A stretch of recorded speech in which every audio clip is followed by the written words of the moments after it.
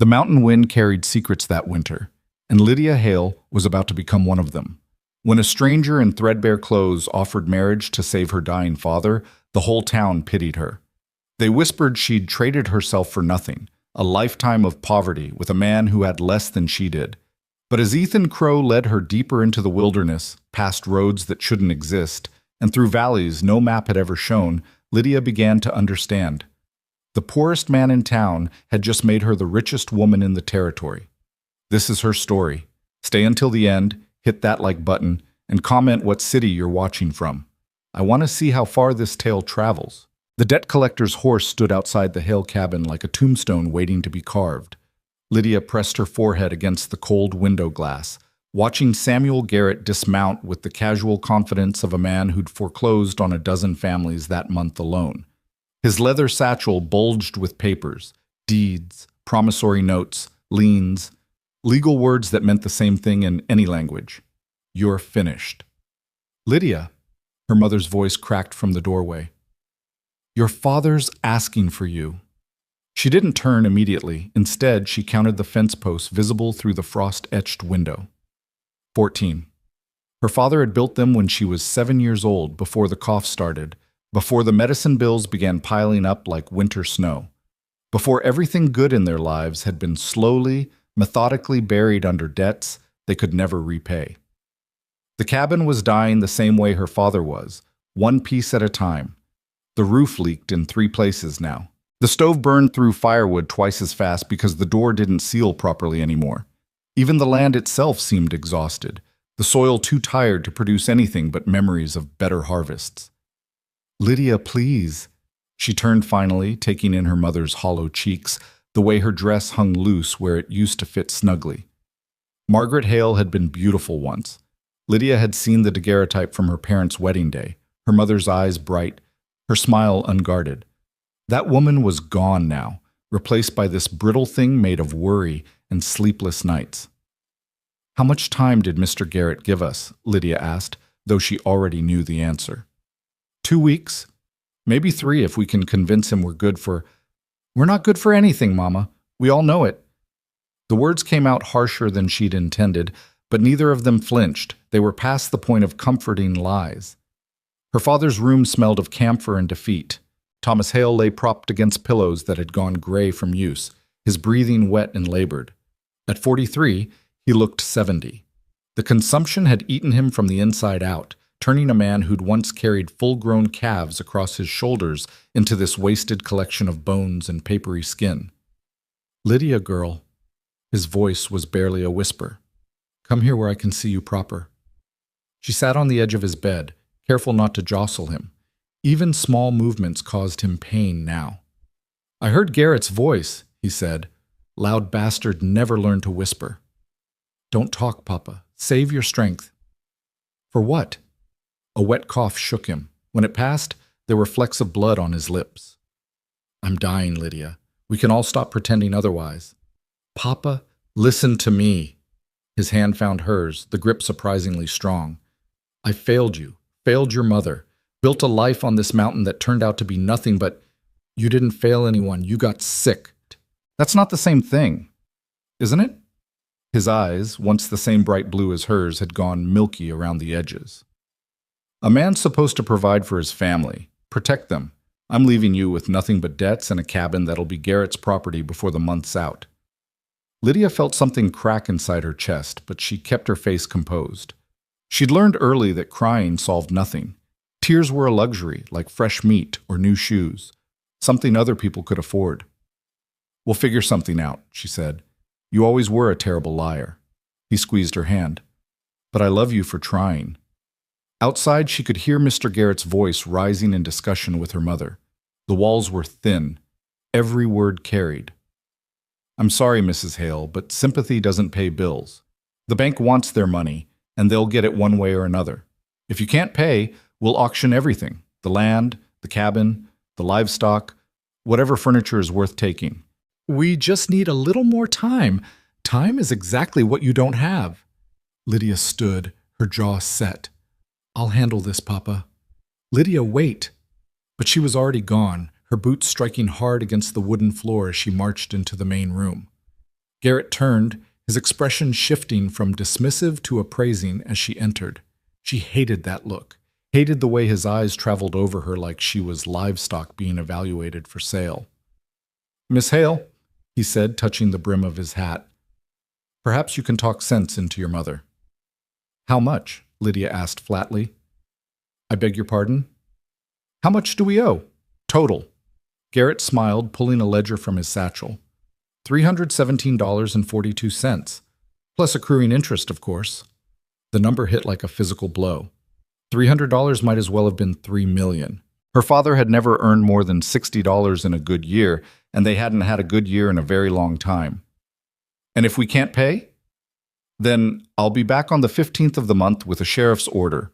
You'll have until sundown to remove your personal effects. Everything else becomes property of the bank." "There has to be another way," Margaret whispered. "There isn't." Garrett closed his ledger with a decisive snap. "I've seen 100 families like yours, Mrs. Hale. The ending is always the same. You might as well accept it now and save yourself the false hope." He tipped his hat again, a mockery of courtesy, and turned toward the door. He'd almost reached it when Lydia spoke again. "What if I could earn it?" Both Garrett and her mother turned to stare. "Earn it?" Garrett's laugh was sharp and unkind. "Doing what exactly? There's not enough sewing work in 3 counties to earn that kind of money. Unless you're suggesting something less respectable." "Watch your mouth," Lydia snapped, her voice like a whip crack. Garrett's smile faded. For a moment, something dangerous flickered in his eyes. Then he shrugged. "Reality doesn't care about your pride, Miss Hale. You have 2 weeks. After that, this conversation is over." The door slammed behind him. Margaret sagged into a chair, her hands covering her face. Lydia stood frozen, her mind racing through impossible calculations. $300. 2 weeks. There was no combination of work, no miracle, no prayer that could bridge that gap. She was still standing there when she heard the second horse. This one approached slowly, the hoofbeats measured and deliberate. Lydia moved to the window, her curiosity briefly overriding her despair. The rider was tall, dressed in worn canvas and rough wool that marked him as a mountain man, someone who lived in the high country where civilization thinned out to nothing. His hat was pulled low, and a dark beard obscured most of his face. The horse he rode was nothing special, a sturdy mountain-bred animal built for endurance rather than show. He dismounted with the fluid economy of someone who'd spent more time on horseback than on foot, tied his reins to the fence post, and walked toward the cabin. Margaret lifted her head. "Who on earth?" The knock came firm, but not aggressive. Lydia opened the door.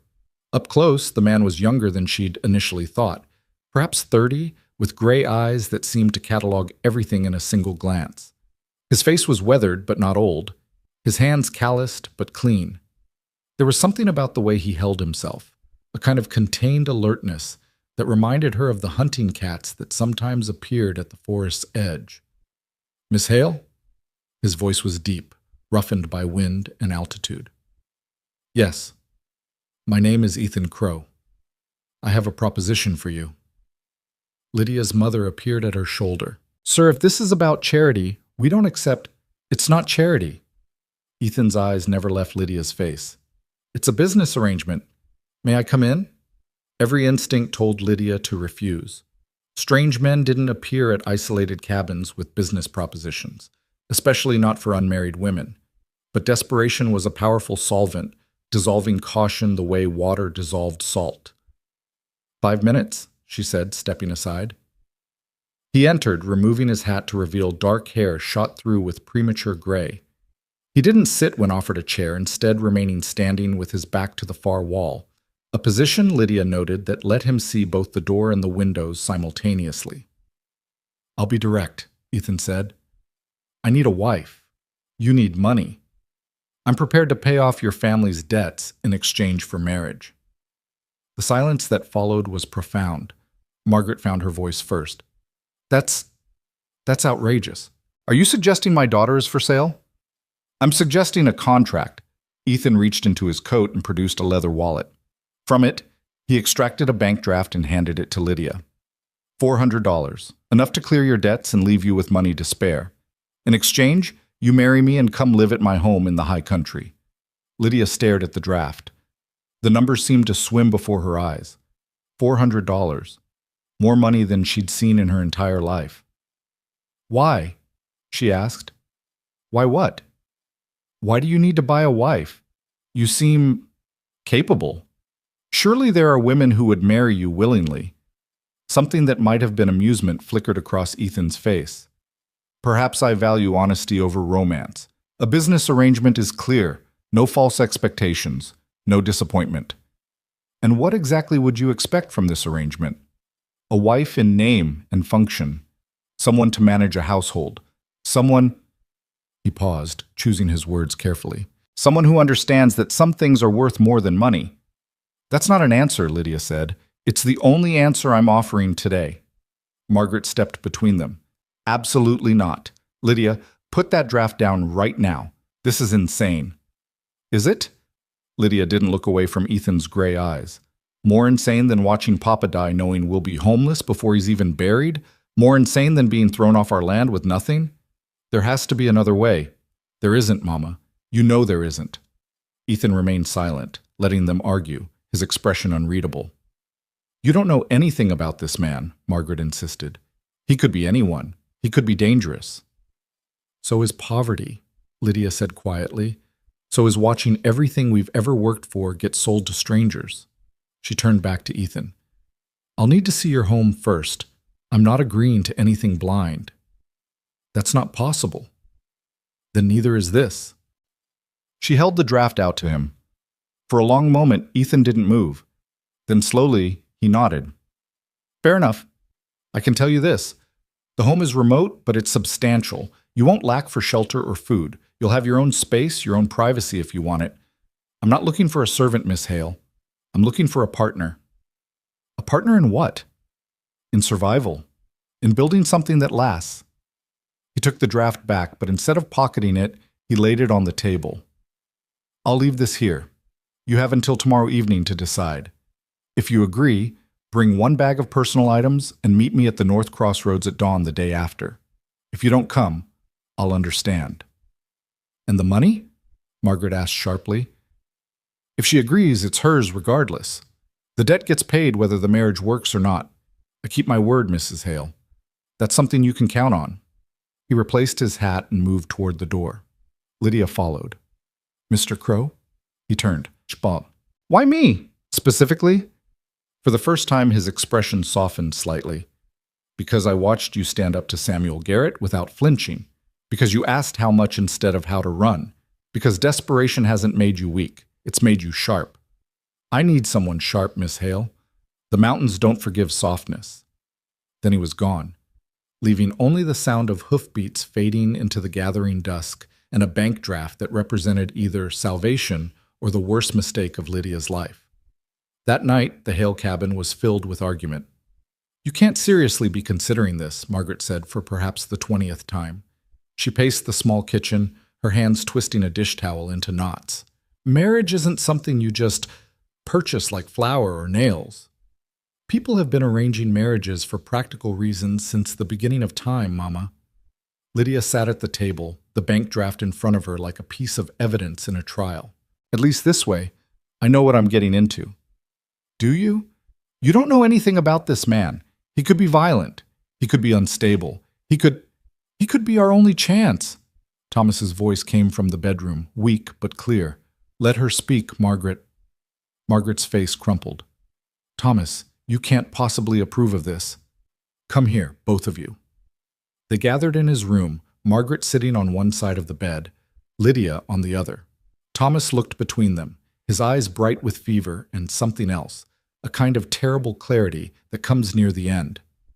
I'm not going to live long enough to see how this turns out, he said bluntly. We all know it. So I'm going to say my piece while I still can. He took Lydia's hand. You're 22 years old, and you've already spent 5 years watching this family fall apart. You've put off every chance at a normal life to take care of me. You've never complained, never asked for anything. But I see how you look out that window sometimes, like you're searching for something that isn't there. Papa, let me finish. This Crow fellow, I don't know him, don't know what he's offering, but I know you, Lydia girl. You're the smartest person I ever met and the strongest. If you think this is worth the risk, then I trust your judgment. Margaret made a sound of protest, But, Thomas continued, squeezing Lydia's hand, I also want you to know you have a choice. We'll figure something out. We always have. No, we won't, Lydia said gently. And that's okay. This isn't about giving up. It's about choosing the best option we actually have, not the one we wish we had. She looked at her mother. I know this isn't what you wanted for me. I know you dreamed I'd marry for love, have a real wedding, build a normal life. But Mama, this is my life. Right here, right now. And I'd rather face an uncertain future with this stranger than watch us all drown in debt waiting for a miracle that's never coming. Margaret was crying now, silent tears that tracked down her worn face. What if he hurts you? Then I'll leave. The money will be paid either way. He said so himself. I'll come home. What if there is no home to come back to? Lydia had no answer for that. They sat in silence for a long time, the lamp burning low, the wind picking up outside. Finally, Thomas spoke again. If you do this, you do it smart. Keep some money hidden. Learn the land. Make yourself valuable enough that he needs you, not just wants you. And remember, a contract works both ways. He's buying your presence, not your soul. Thomas! Margaret looked scandalized. It's practical advice, Margaret. If she's going to do this thing, she might as well do it right. Lydia almost smiled. Even dying, her father was teaching her how to survive. The next day passed in a blur of preparation and second-guessing.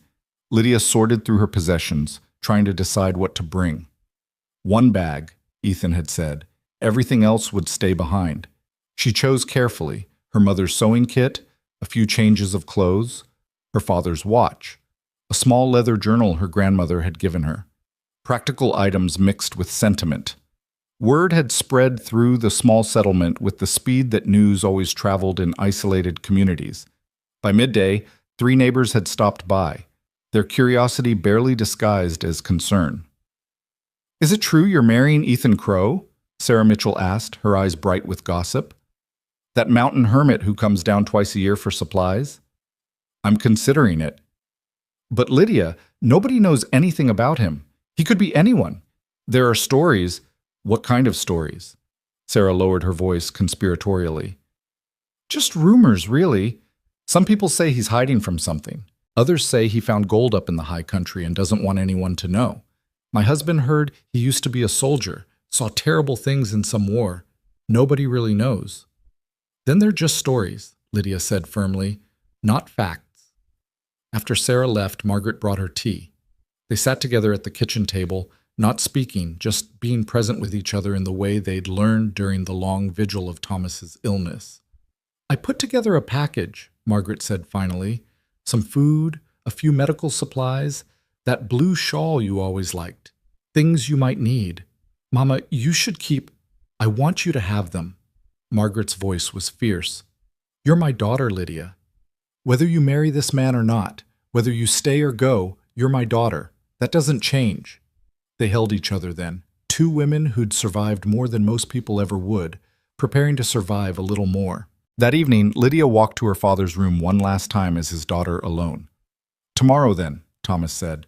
Tomorrow. No regrets? She thought about it honestly. I'm terrified. But no regrets. This feels like the right kind of wrong decision, if that makes sense. He laughed, which turned into a cough. When he recovered, he said, You're going to be fine, Lydia girl. Better than fine. You're going to surprise yourself with how strong you really are. I learned from the best. Your mother? Both of you. She kissed his forehead, memorizing the feel of his papery skin, the smell of camphor and sickness that had become so familiar. Tomorrow she'd be married. Tomorrow she'd leave everything she'd ever known. Tomorrow her entire life would change.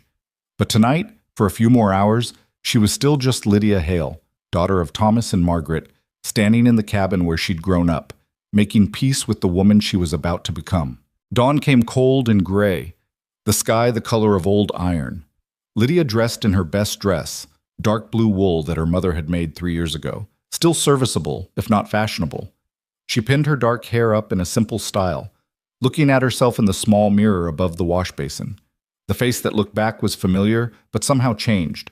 The same blue eyes, the same straight nose, the same firm mouth. But there was something different in the set of her jaw, the directness of her gaze. This was a woman who'd made a choice, for better or worse. That kind of decision left its mark. Margaret insisted on making breakfast, though none of them could eat much. They moved through the morning rituals with exaggerated care, as if by performing each task perfectly, they could hold back the inevitable moment of departure. Finally, there was nothing left to do but go. Lydia picked up her bag, heavier than she'd expected with her mother's additions. Margaret wrapped the blue shawl around her shoulders, her hands lingering on Lydia's arms. "You write to us," she said. "Whatever happens, you write, even if it's just a line to let us know you're alive." "I will, Mama, I promise. And if things go wrong, if he's not what he seems, you come straight home. We'll figure something out." "I know." They looked at each other, both knowing that home might not exist by the time any letter could arrive. The bank draft had been delivered to Samuel Garrett yesterday afternoon with instructions to clear the Hale family's debts. But that only bought them time, not a future. Eventually, the land would still fail them, the cabin would still decay. Lydia leaving didn't solve everything, it just solved the most immediate crisis. Thomas was too weak to rise, but he called out as she passed his door. "Lydia." She stopped, fighting tears.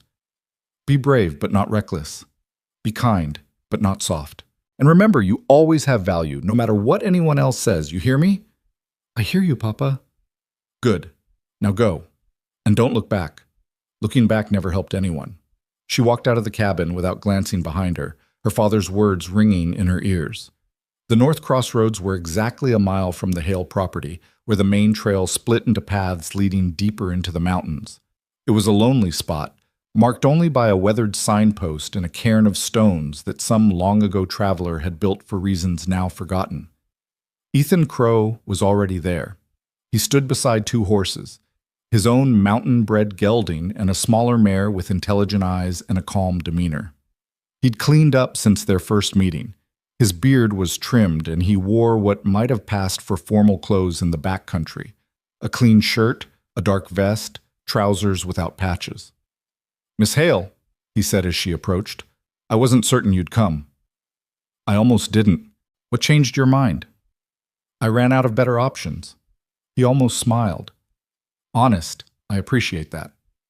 From his saddlebag, he produced a small book and a piece of paper. "I took the liberty of having a circuit preacher draw up a marriage certificate. He's waiting a quarter-mile up the trail. If you're still willing, we can make this legal right now." Lydia's heart hammered against her ribs.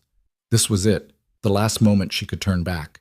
After this, there would be no undoing what came next. She thought of her father dying by inches in that dark bedroom, her mother's hollow cheeks, the debt collector's satisfied smile, the cabin that was really just a pile of wood waiting to collapse. She thought of Ethan's gray eyes, the way he'd stood in their cabin without fidgeting or false sympathy, the bank draft that had appeared like magic, the promise of something, anything, different from the slow death she'd been living. "I'm willing," she said. They rode in silence to where the preacher waited, an elderly man with kind eyes and arthritic hands who asked no questions beyond the legal necessities. The ceremony, if it could be called that, took less than 5 minutes. Lydia repeated words she barely heard, her mind strangely distant, as if this were happening to someone else. "Do you, Lydia Ann Hale, take this man?" "Did she? Did she really?" "I do." "Then by the power vested in me by the territory, I pronounce you man and wife." The preacher signed the certificate with shaking hands. Ethan signed. Then he handed the pen to Lydia. Her hand was steady as she wrote her name, her old name, for the last time. When she finished, she was Lydia Crow. A wife. A stranger to herself. Ethan paid the preacher with gold coins that caught the weak morning light. Then it was just the two of them, married now, standing at a crossroads in more ways than one. "The mare is yours," Ethan said, gesturing to the smaller horse. "Her name is Slate. She's sure-footed and good-tempered. You'll need both where we're going." Lydia approached the horse slowly, letting Slate smell her hand before stroking the soft nose. The mare nickered softly, and Lydia felt an unexpected rush of affection. At least she'd have one friend in whatever came next. "How far?" she asked. 2 days if the weather holds. 3 if it doesn't. And where exactly are we going? North and up, into the high country. That's not an answer. It's the only one I'm giving until we get there. His voice wasn't unkind, but it was firm. I need you to trust me, Mrs. Crow. Can you do that? Mrs. Crow. The name sounded foreign, like words in a language she'd never quite learned. I can try, she said. They mounted their horses and turned north, toward the mountains that rose like teeth against the gray sky. Behind them, the last wisps of smoke from morning cook fires marked the settlement that had been Lydia's entire world. She didn't look back. The trail climbed steadily, winding through pine forests thick with shadow. Ethan led, moving with the confidence of someone who'd traveled this route 100 times. Lydia followed, her body settling into the rhythm of riding, her mind churning with questions she didn't ask. They stopped briefly at midday to rest the horses and eat, dried meat and hard biscuits that Ethan produced from his saddlebag. They ate in silence, the only sounds the wind in the trees and the distant cry of a hawk. You're not much for conversation, Lydia observed. I'm not much for useless talk, Ethan replied. If you have questions, ask them. Otherwise, quiet is fine with me. All right. Question. What did you do before you became a hermit in the mountains? Something flickered in his eyes. Surprise, maybe, or calculation. I worked. Same as anyone. Doing what? Different things. None of them particularly interesting. You're being evasive. I'm being private. There's a difference. Lydia bit back a sharp retort. She was stuck with this man now, bound to him by law and necessity. Starting a fight on the first day seemed unwise, but as they rode on, she studied him when she thought he wasn't looking. The way he sat his horse spoke of years in the saddle. His hands, though calloused, moved with precision when he adjusted his gear. And there was something about his awareness, the way his eyes constantly scanned the landscape, noting details she couldn't see, that suggested training beyond what a simple mountain man would need. Who are you really, Ethan Crow? She thought. And what have I gotten myself into? They made camp that evening in a small clearing beside a stream. Ethan set up a lean-to with practiced efficiency, while Lydia tended the horses, brushing them down and checking their hooves the way her father had taught her years ago. You know horses, Ethan observed, building a fire.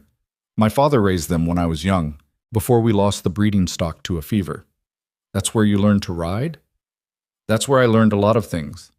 How to work, how to survive, how to make do with less. She glanced at him across the growing flames. Useful skills for a mountain wife, I imagine. Useful skills for anyone. They ate in companionable silence, rabbit that Ethan had shot with a rifle he'd produced from his saddle with casual expertise. Lydia hadn't even heard the shot, which meant he'd killed it earlier in the day and field-dressed it while she wasn't looking.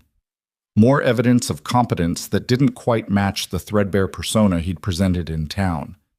As darkness fell complete, the temperature dropped. Lydia wrapped herself in the blue shawl, grateful for her mother's foresight.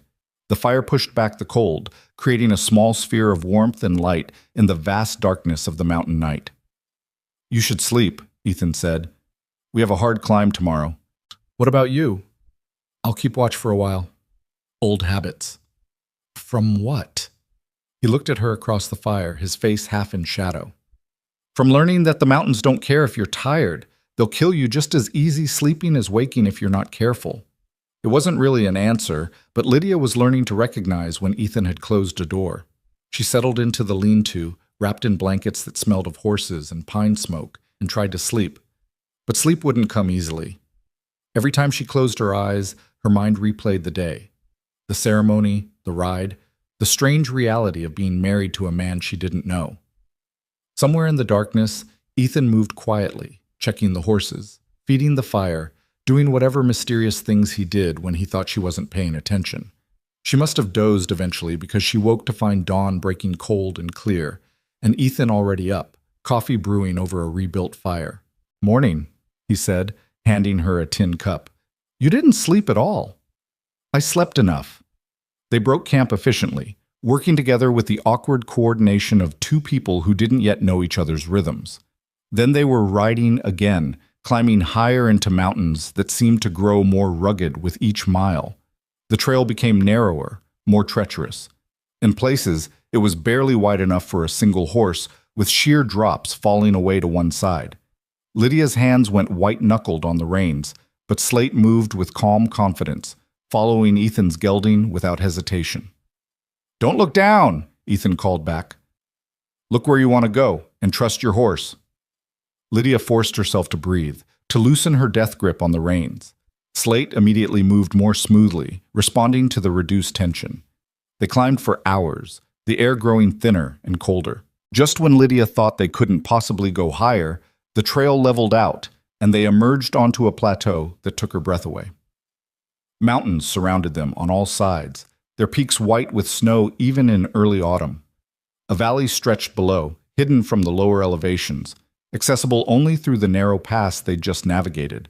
And in the distance, barely visible through the pines, Lydia could make out structures, buildings where no buildings should be. Ethan pulled his horse to a stop, letting her absorb the view. "Welcome home, Mrs. Crow," he said quietly.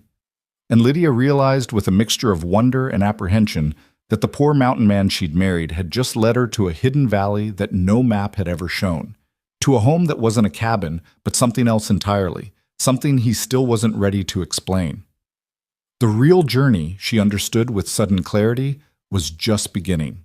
The descent into the valley should have been easier than the climb, but Lydia found it somehow more unnerving. Every switchback revealed new impossibilities, a road too well maintained for a wilderness trail, stone markers placed at regular intervals, even what looked like a water channel carved along the hillside with deliberate engineering. This wasn't the work of a single hermit. This was infrastructure, organized and intentional. Ethan said nothing as they rode, but Lydia caught him watching her reactions from the corner of his eye, as if measuring how much she could handle before demanding explanations. She kept her questions to herself. For now. The valley floor was broader than it had appeared from above, stretching perhaps 2 miles across and 5 miles long. The forest here was different, managed, she realized. The trees grew in patterns too regular to be natural, with clear spaces between them that allowed light to reach the forest floor. Someone had been clearing deadwood, preventing the kind of dense undergrowth that would make travel difficult. "How long have you lived here?" Lydia asked, breaking the hours-long silence. "On and off for 5 years, permanently for the last 3. And before that?" "Other places." His tone made it clear the subject was closed. They followed a creek that widened into a substantial stream, its banks lined with stones that looked deliberately placed. The water ran clear and fast, the sound of it filling the valley with constant white noise that would mask other sounds, approaching riders, raised voices, the crack of gunfire. Lydia's unease deepened. This valley wasn't just hidden, it was defensible. Whoever had chosen this location had been thinking about protection, about controlling access, about keeping secrets. "Ethan," she said carefully, "what exactly am I getting into?" He pulled his horse to a stop, turning to face her fully for the first time since they'd entered the valley. His gray eyes were serious, weighing something she couldn't identify. "A complicated life," he said finally, "but an honest one, once you're in it. I need you to hold your questions a little longer, Lydia, another hour, then I'll answer what I can." "What you can," she repeated. "Not what you will. Some answers aren't mine to give, but the ones that are, I'll share. That's the best I can offer." It wasn't enough, but it would have to be.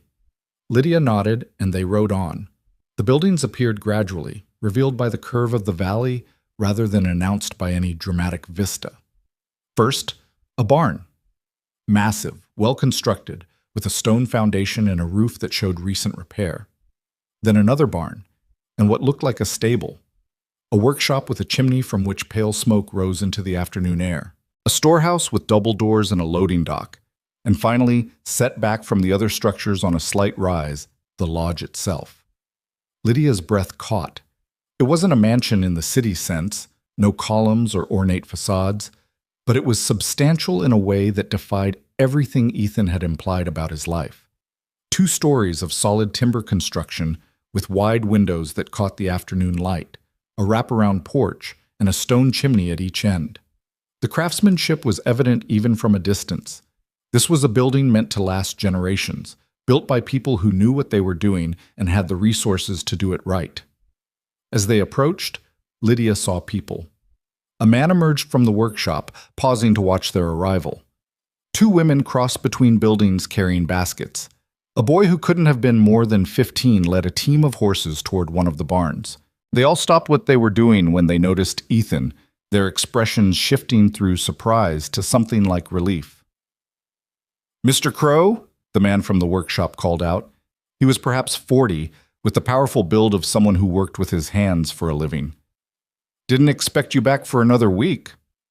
"Plans changed, Samuel." Ethan dismounted, then moved to help Lydia down from Slate. His hands on her waist were brief and impersonal, but the workers noticed. Their eyes went from Ethan to Lydia and back again, questions forming on every face. "This is my wife," Ethan said simply. "Lydia Crow. She'll be living here. I expect everyone to make her welcome." The silence that followed felt weighted, significant. Samuel's eyebrows rose almost to his hairline. One of the women, older, gray-haired, with the weathered face of someone who'd spent a lifetime outdoors, smiled slowly, as if something long-awaited had finally arrived. "Well now," the older woman said, approaching with her hand extended. "That's news worth celebrating. Welcome, Mrs. Crow. I'm Martha Hayes, the housekeeper. This has been a bachelor establishment far too long." Lydia shook her hand, finding Martha's grip firm and her eyes shrewd. "Thank you, though I'm not sure what I'm being welcomed to." "Understanding," Martha said. "That's what you're being welcomed to, and it'll come in time." She shot Ethan a look that held equal parts reproach and amusement. "Though I see Mr. Crow has been his usual forthcoming self." "Martha," Ethan said warningly. "Don't you Martha me, Ethan Crow. This poor girl looks like she's walked into a riddle wrapped in a mystery." Martha turned back to Lydia. "Come on, dear, let's get you settled. The men can handle the horses." Before Lydia could respond, Martha had taken her arm and was steering her toward the lodge. Lydia glanced back once to see Ethan watching, his expression unreadable. Then Martha was guiding her up the porch steps and through a heavy oak door into the interior. The inside of the lodge matched the outside for quality and scale. The entryway opened into a large main room with a massive stone fireplace, comfortable furniture that showed use but not abuse, and details that spoke of both money and taste. A good carpet on the polished wood floor, oil lamps with clean glass chimneys, bookshelves lined with what had to be hundreds of volumes. "I'll show you to your room," Martha said, leading her up a staircase of solid timber. "Mr. Crow has the master suite on the south end.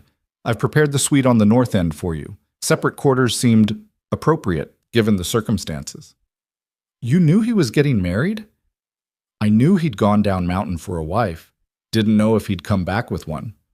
Martha opened a door at the end of the upstairs hallway. "Here we are." The room beyond was larger than the entire main room of Lydia's family cabin.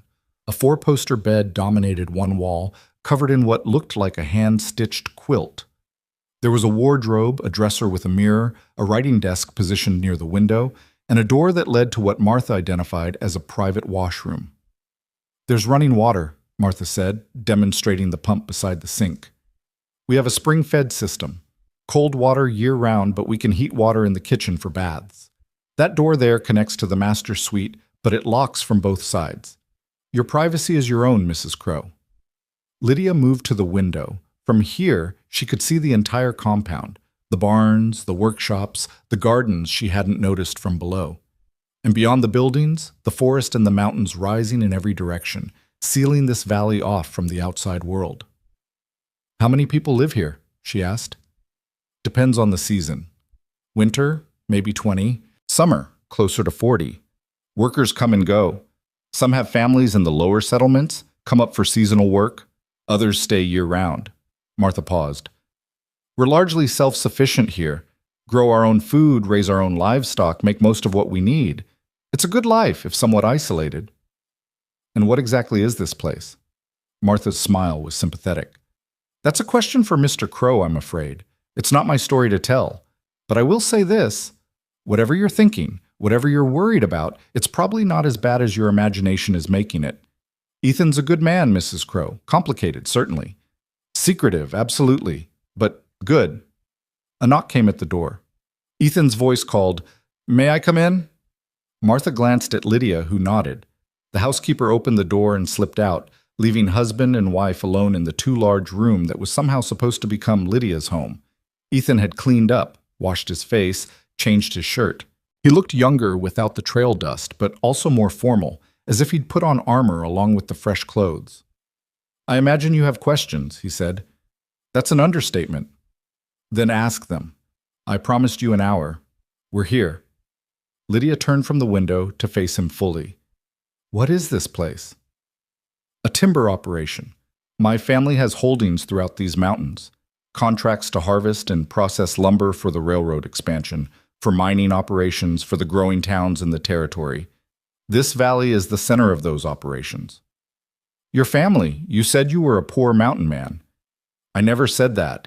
You assumed it based on my clothes and the fact that I lived alone in the high country." His expression was carefully neutral. "I didn't correct you because I wanted to know if you'd marry me for myself, not for what I own." Anger flared hot in Lydia's chest. "So this was a test. You let me think I was trading myself for scraps. Let me agonize over marrying a stranger who might not even be able to feed me properly just to see if I'd pass some moral examination?" "No." Ethan's voice was sharp. "I let you make an informed choice. I offered you enough money to solve your problems regardless of whether you married me. I told you there would be a home, that you wouldn't lack for shelter or food. I never lied to you, Lydia. You just didn't tell me the whole truth. Would you have believed me if I had? If I'd ridden up to your family's cabin in fine clothes, told you I was wealthy, offered you a life of comfort, wouldn't you have thought I was insane? Or worse, that I was lying to take advantage of you?" Lydia wanted to argue, but couldn't. He was right.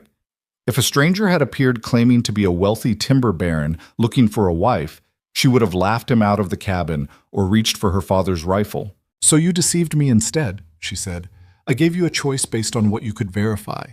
A marriage contract, money to save your family, a promise of stability.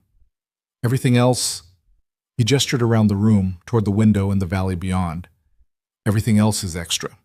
A benefit you didn't bargain for but get anyway. And what do you get out of this arrangement?" "Really?" Ethan was quiet for a moment, his jaw working as if he were chewing on words he didn't want to say.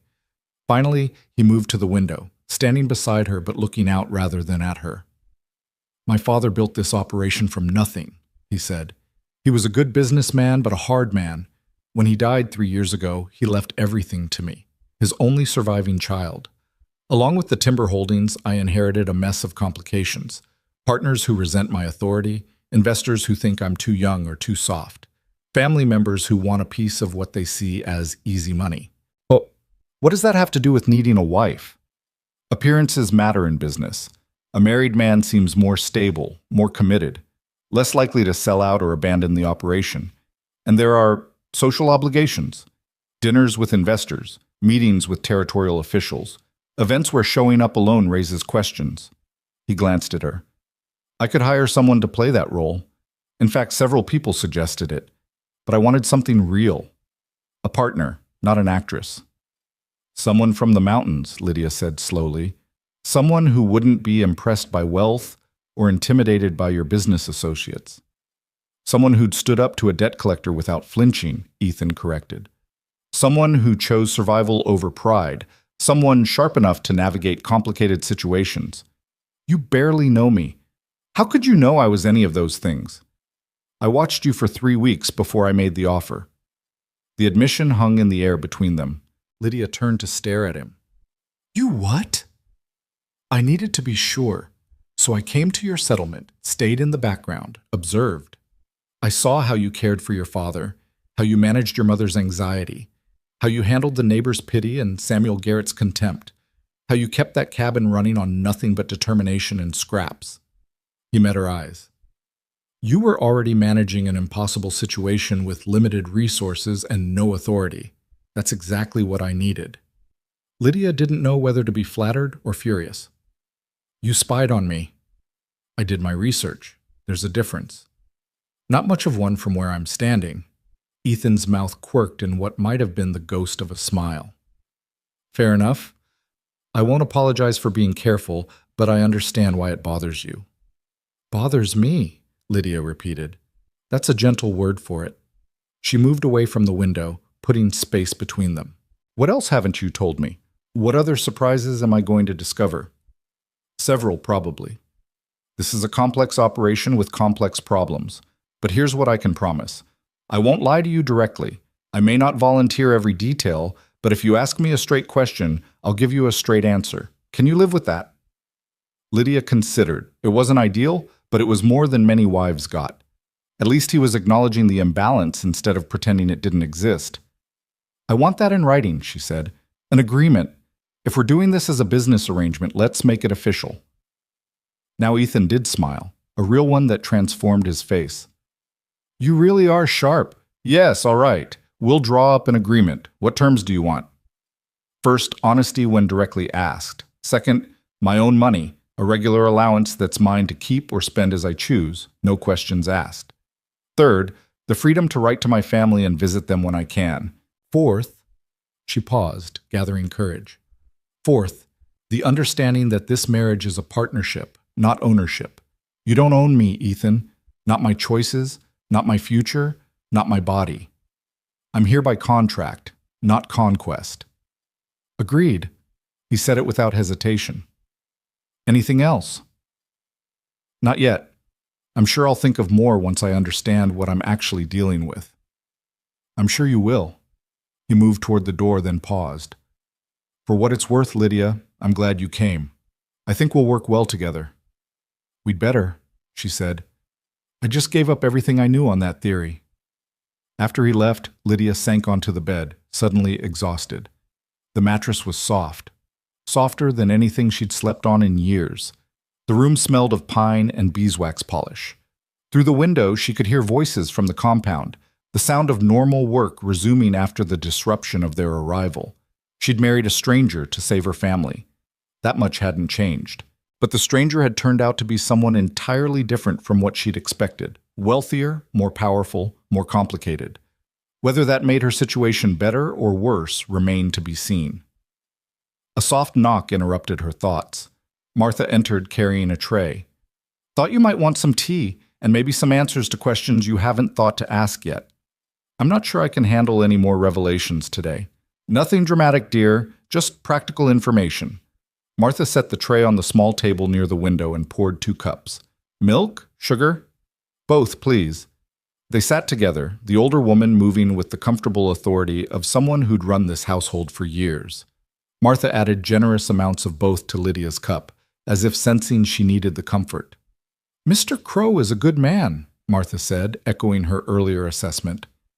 But he's been alone a long time. His mother died when he was young. His father was, well, let's just say not the warmest of men. Ethan learned early to keep his cards close, trust carefully, and assume everyone wants something from him. That must be a lonely way to live. It is, but it's kept him safe. There are people who'd take advantage of him if they could, family members who think they deserve a share of the operation, business partners who want more than their contracts entitle them to, fortune hunters of every variety. Martha sipped her tea. When he said he was going down mountain to find a wife, I worried he'd come back with someone who saw dollar signs instead of a person. I'm glad I was wrong. You can't know that yet. You just met me. I know that you asked for terms instead of promises. I know you didn't dissolve into gratitude when you saw all this.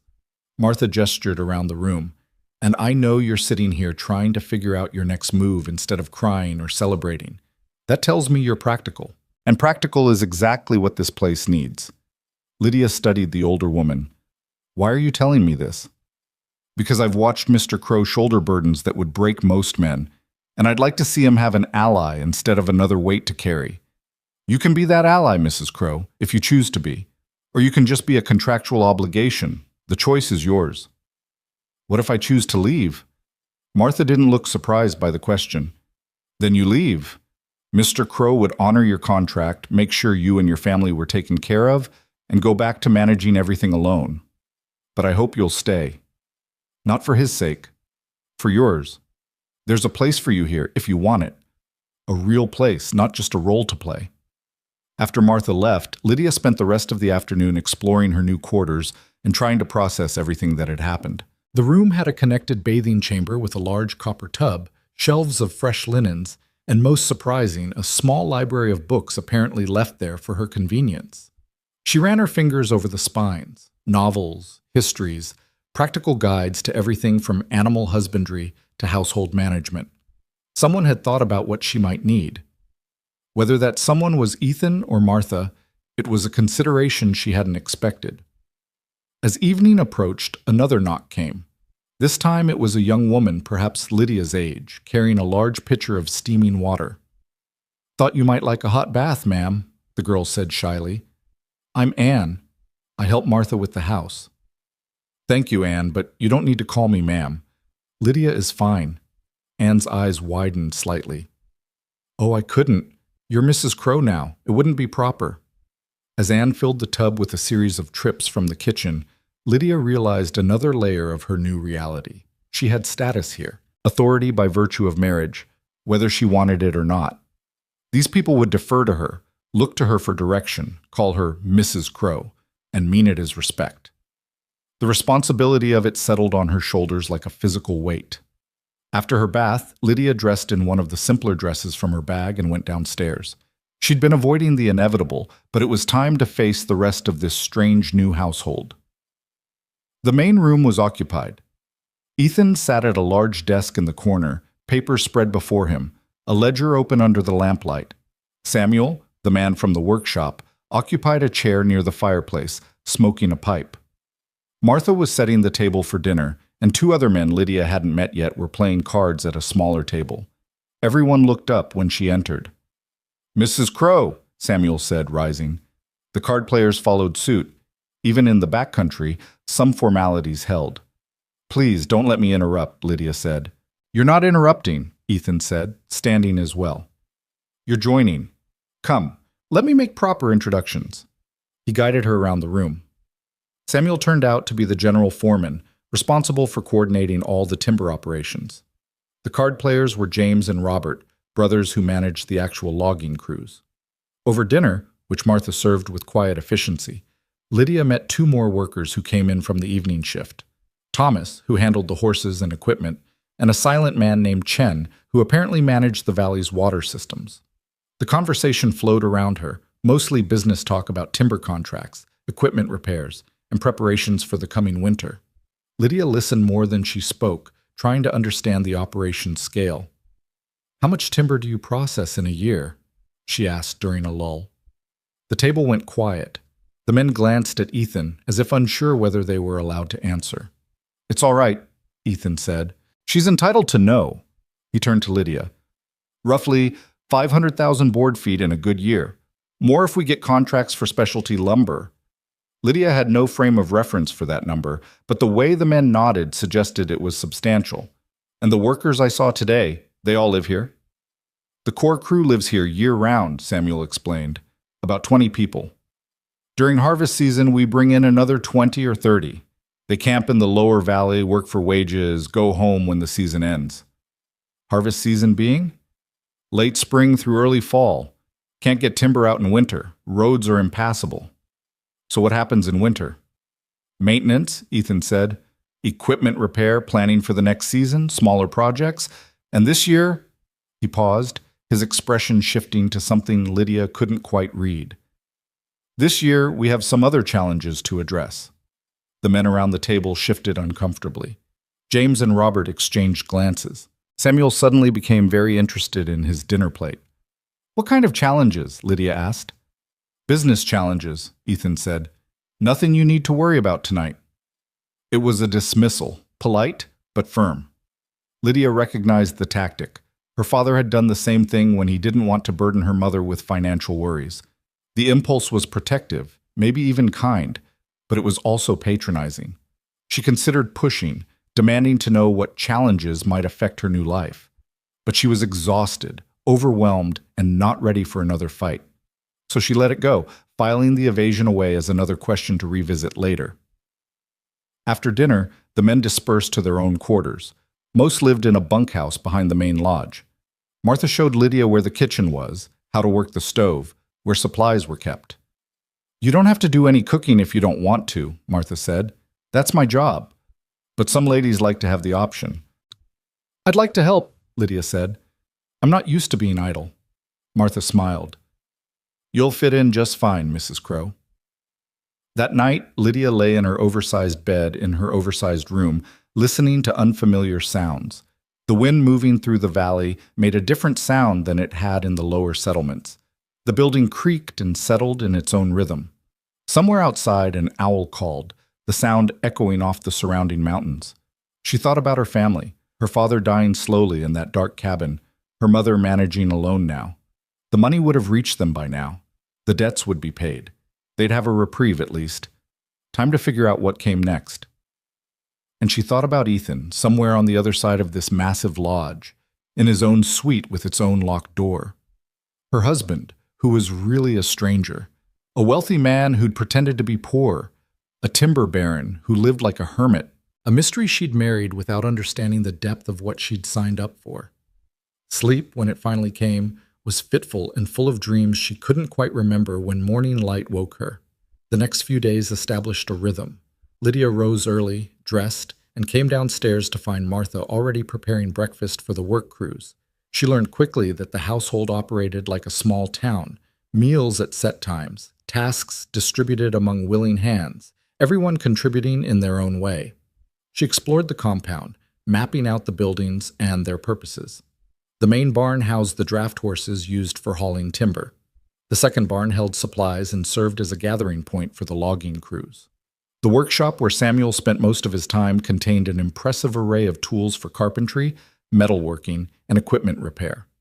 There was a smokehouse, a root cellar, a chicken coop, even a small dairy operation with 6 cows. The workers were polite but cautious around her, unsure how to treat the boss's unexpected wife. Lydia tried to be friendly without being intrusive, asking questions about their work, learning names and roles. Ethan was often absent, riding out early to check on logging operations in other parts of the valley, or locked in his office dealing with paperwork and correspondence. When they did interact, he was unfailingly courteous but distant, as if he'd already spent his quota of emotional energy on their previous conversation and had nothing left to spare. On the 4th day, a rider appeared from the direction of the pass, the first outsider Lydia had seen since their arrival. He was young, perhaps 20, dressed in the rough clothes of a cowhand but with a certain bearing that suggested better origins. "Message for Mr. Crow," he told Samuel, who'd intercepted him at the compound's edge. "From Denver." Ethan emerged from his office moments later. He took the sealed envelope the rider offered, broke the wax, and read quickly. Lydia, watching from the porch, saw his jaw tighten, his shoulders square as if preparing for a blow. "Tell them I'll be there in a week," Ethan said, "and that my answer hasn't changed." The rider nodded and left. Ethan stood in the yard, the letter in his hand, his expression dark. "Bad news?" Lydia asked. He looked up, seeming to notice her for the first time. "Complicated news. My uncle wants a meeting. He's been persistent about certain business matters. The challenges you mentioned at dinner, among others." He started to walk away, then stopped, turning back. "Actually, Lydia, this concerns you too. You should probably know what you're walking into." He gestured for her to follow him into his office, a room she hadn't yet entered. It was smaller than she'd expected, lined with maps and ledgers, dominated by a heavy desk covered in correspondence. "My father had 2 brothers, Ethan said, closing the door behind them. "William died young. Marcus is still alive and very much interested in what he considers his rightful share of the family business. When my father left everything to me, Marcus contested the will. Lost, but he's never accepted the outcome. What does he want? Control, money, revenge for perceived slights going back decades." Ethan tossed the letter onto his desk. "He's been making life difficult, spreading rumors about my competence, trying to undermine contracts, approaching investors with alternative proposals. Mostly I've been able to ignore him, but now he's demanding a formal meeting with all stakeholders, claiming I've been mismanaging the operation." "Have you been?"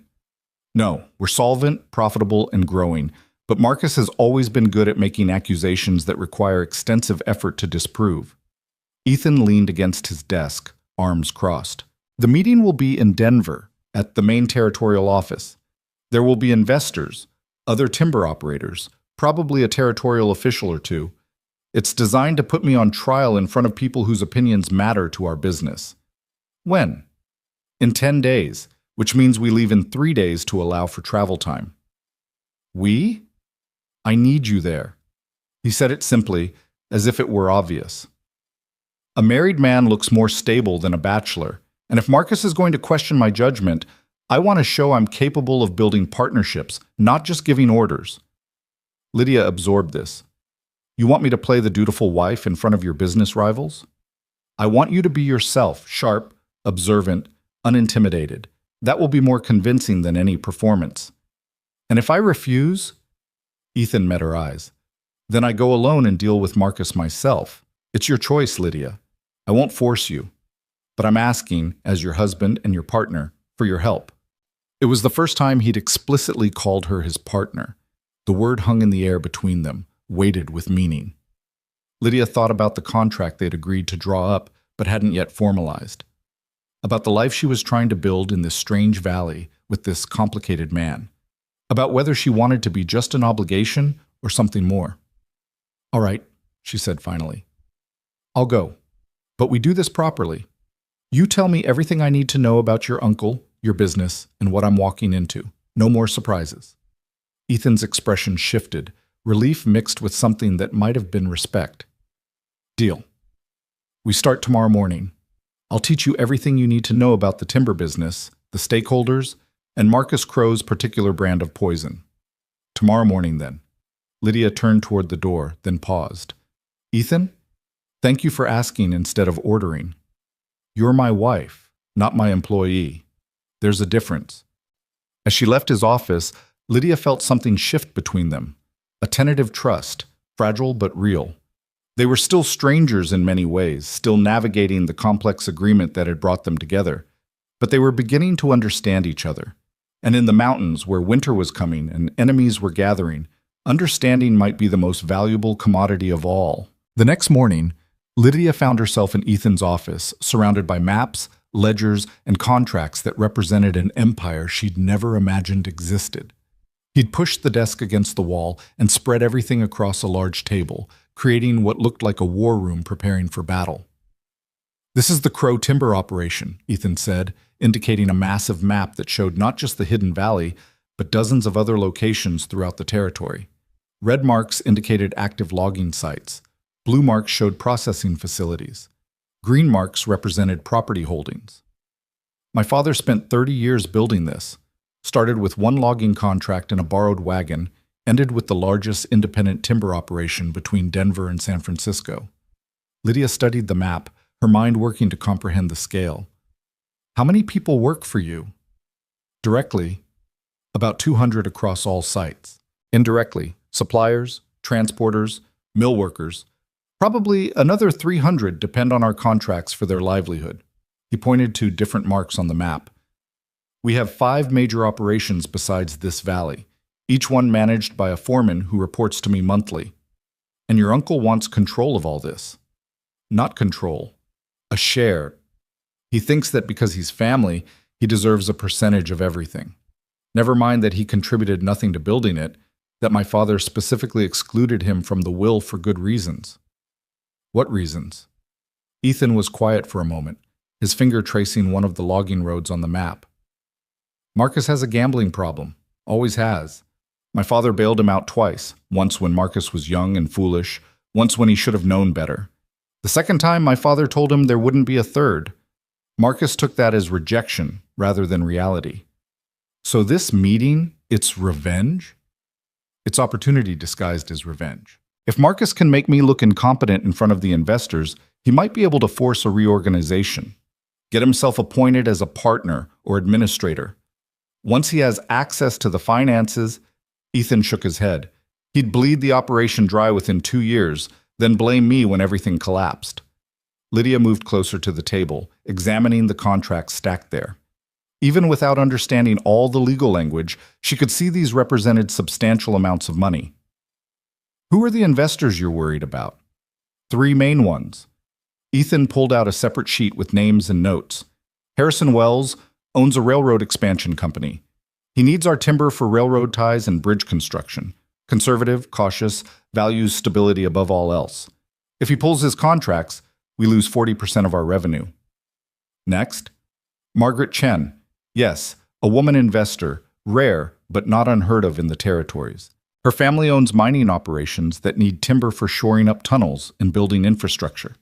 She's shrewd, doesn't suffer fools, and will make her own judgment regardless of what anyone else thinks. She sounds formidable. She is, which is why her opinion matters most.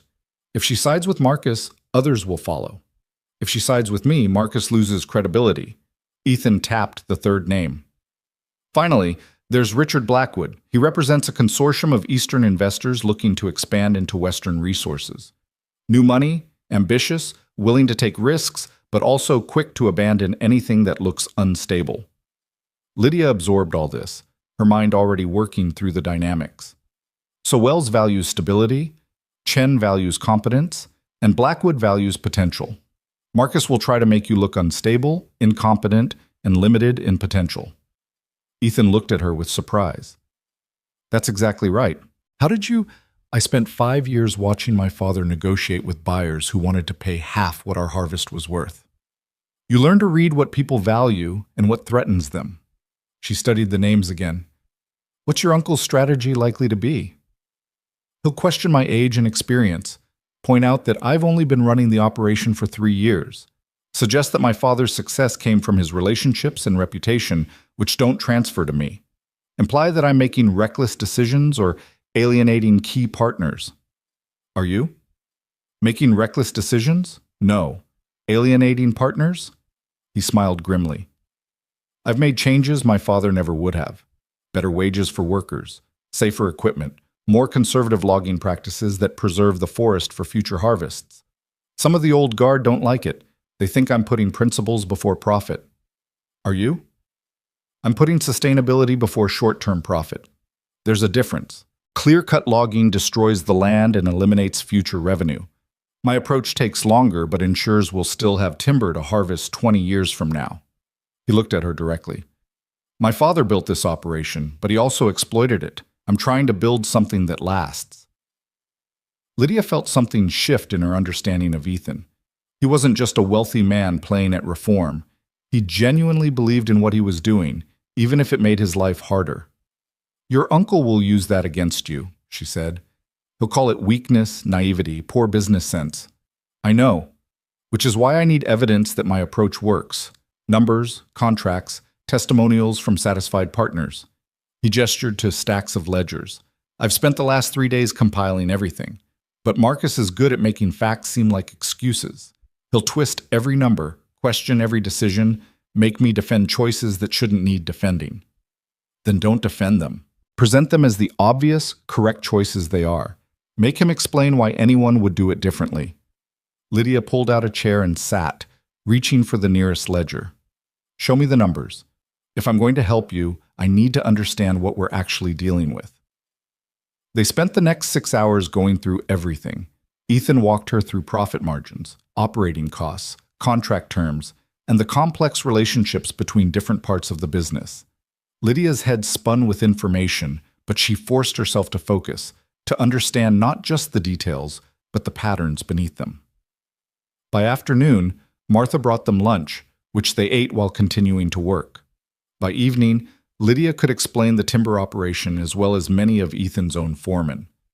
You're a fast study, Ethan said as they finally closed the last ledger. I'm motivated. This affects my life now, too. Lydia rubbed her tired eyes. One more question. Why did you really need a wife for this meeting? The stability argument makes sense, but there's something else, isn't there? Ethan hesitated, then nodded slowly. Marcus has been suggesting I'm unsuitable for marriage, that I'm too isolated, too strange, that no decent woman would want me.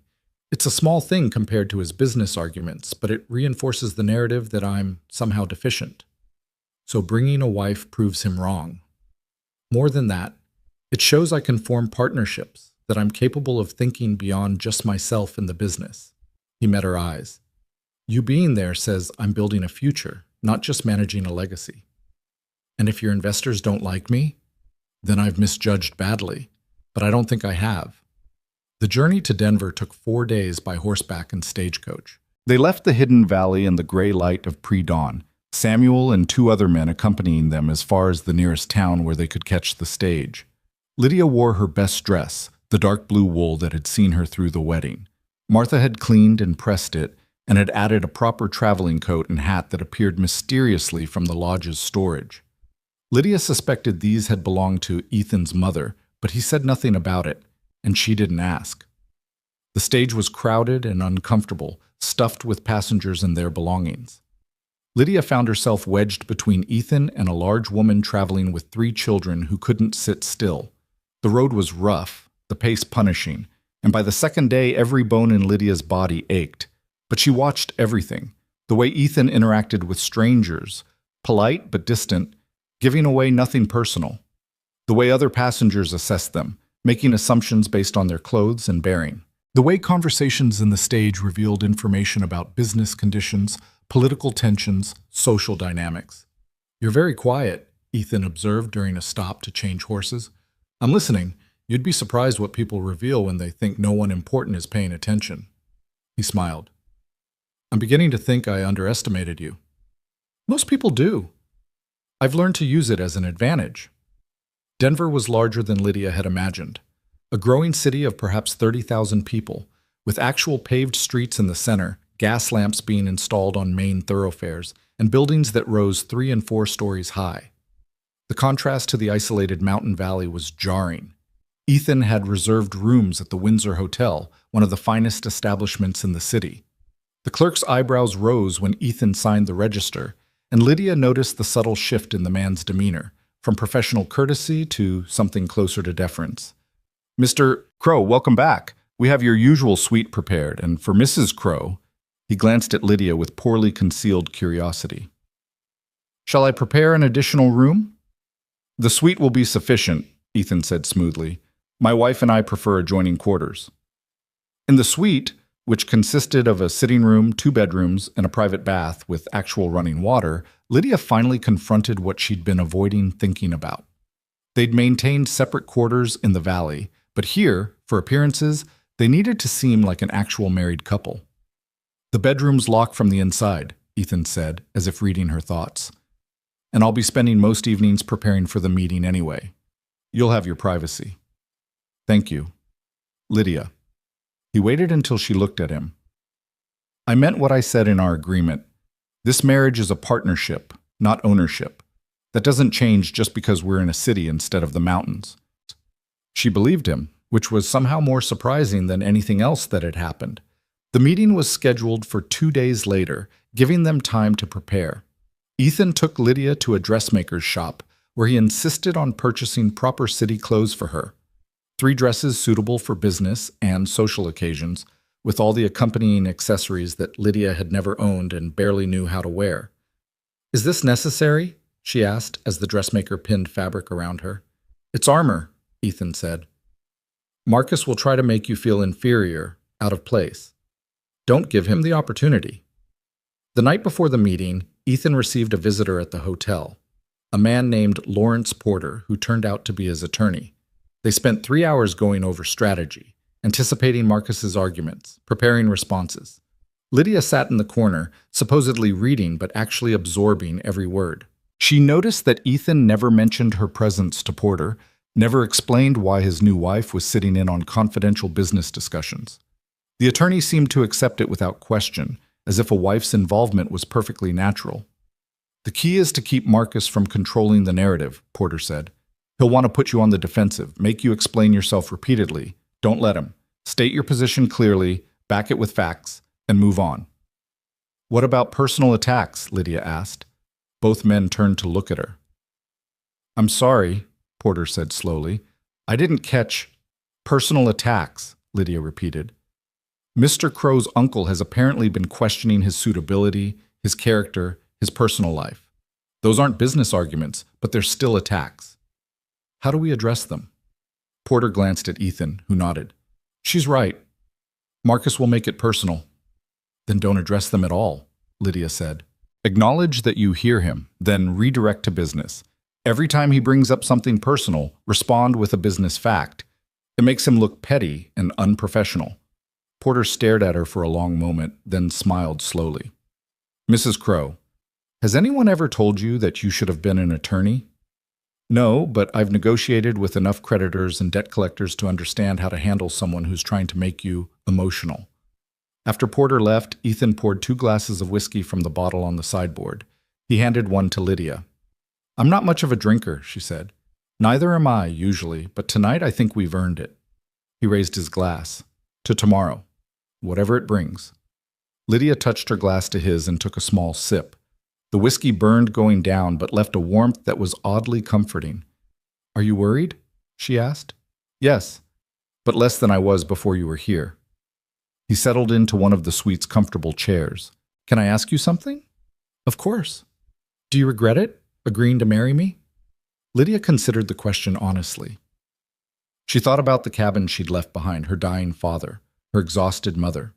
She thought about the impossible debts and the life of poverty that had seemed inevitable.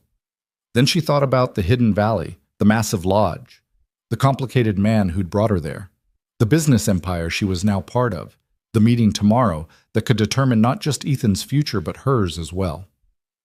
Ask me again in a week, she said finally, after we see how tomorrow goes. He laughed, a real laugh, not the bitter sound she'd heard before. Fair enough. They sat in comfortable silence, drinking their whiskey slowly. 2 people who'd been strangers a few weeks ago, preparing to face a battle together. The territorial business office was an imposing building of stone and glass, designed to project authority and permanence. Lydia felt her stomach clench as they climbed the steps, but she kept her face composed, her head high, one hand resting lightly on Ethan's arm. Inside, they were directed to a large conference room on the 2nd floor. The room was already partially filled when they arrived. Men in expensive suits talking in clusters, papers spread across a massive oak table, the air thick with cigar smoke and tension. Marcus Crow was obvious even before Ethan identified him. He stood near the head of the table, holding court with several other men, his gestures expansive and confident.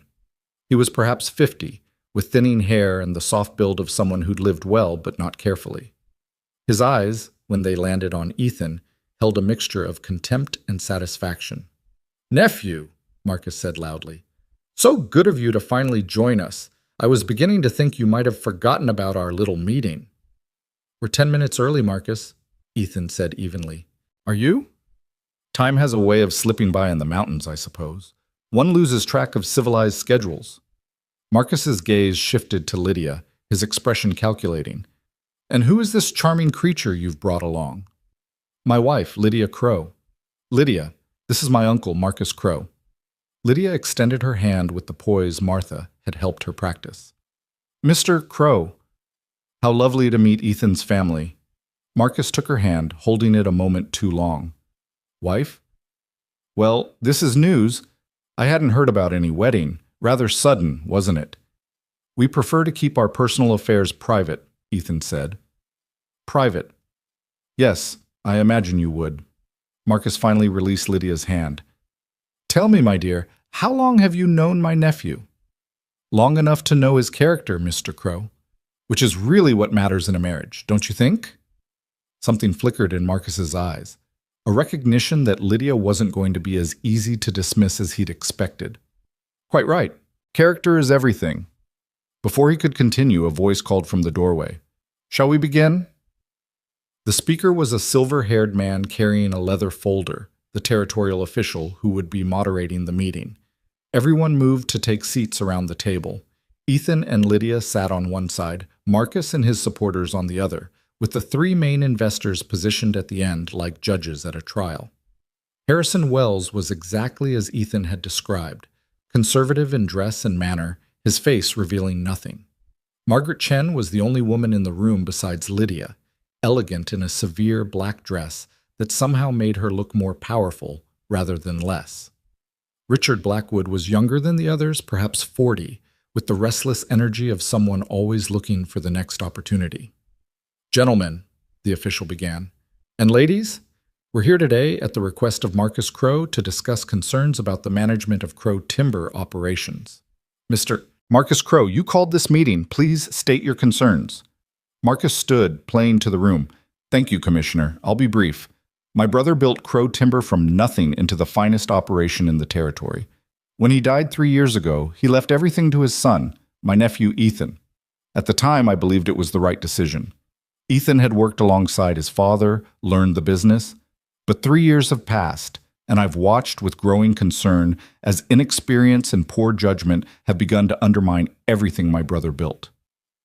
That's a serious accusation, the commissioner said. Can you be more specific? Gladly. First, my nephew has implemented changes to logging practices that have reduced efficiency and profit margins.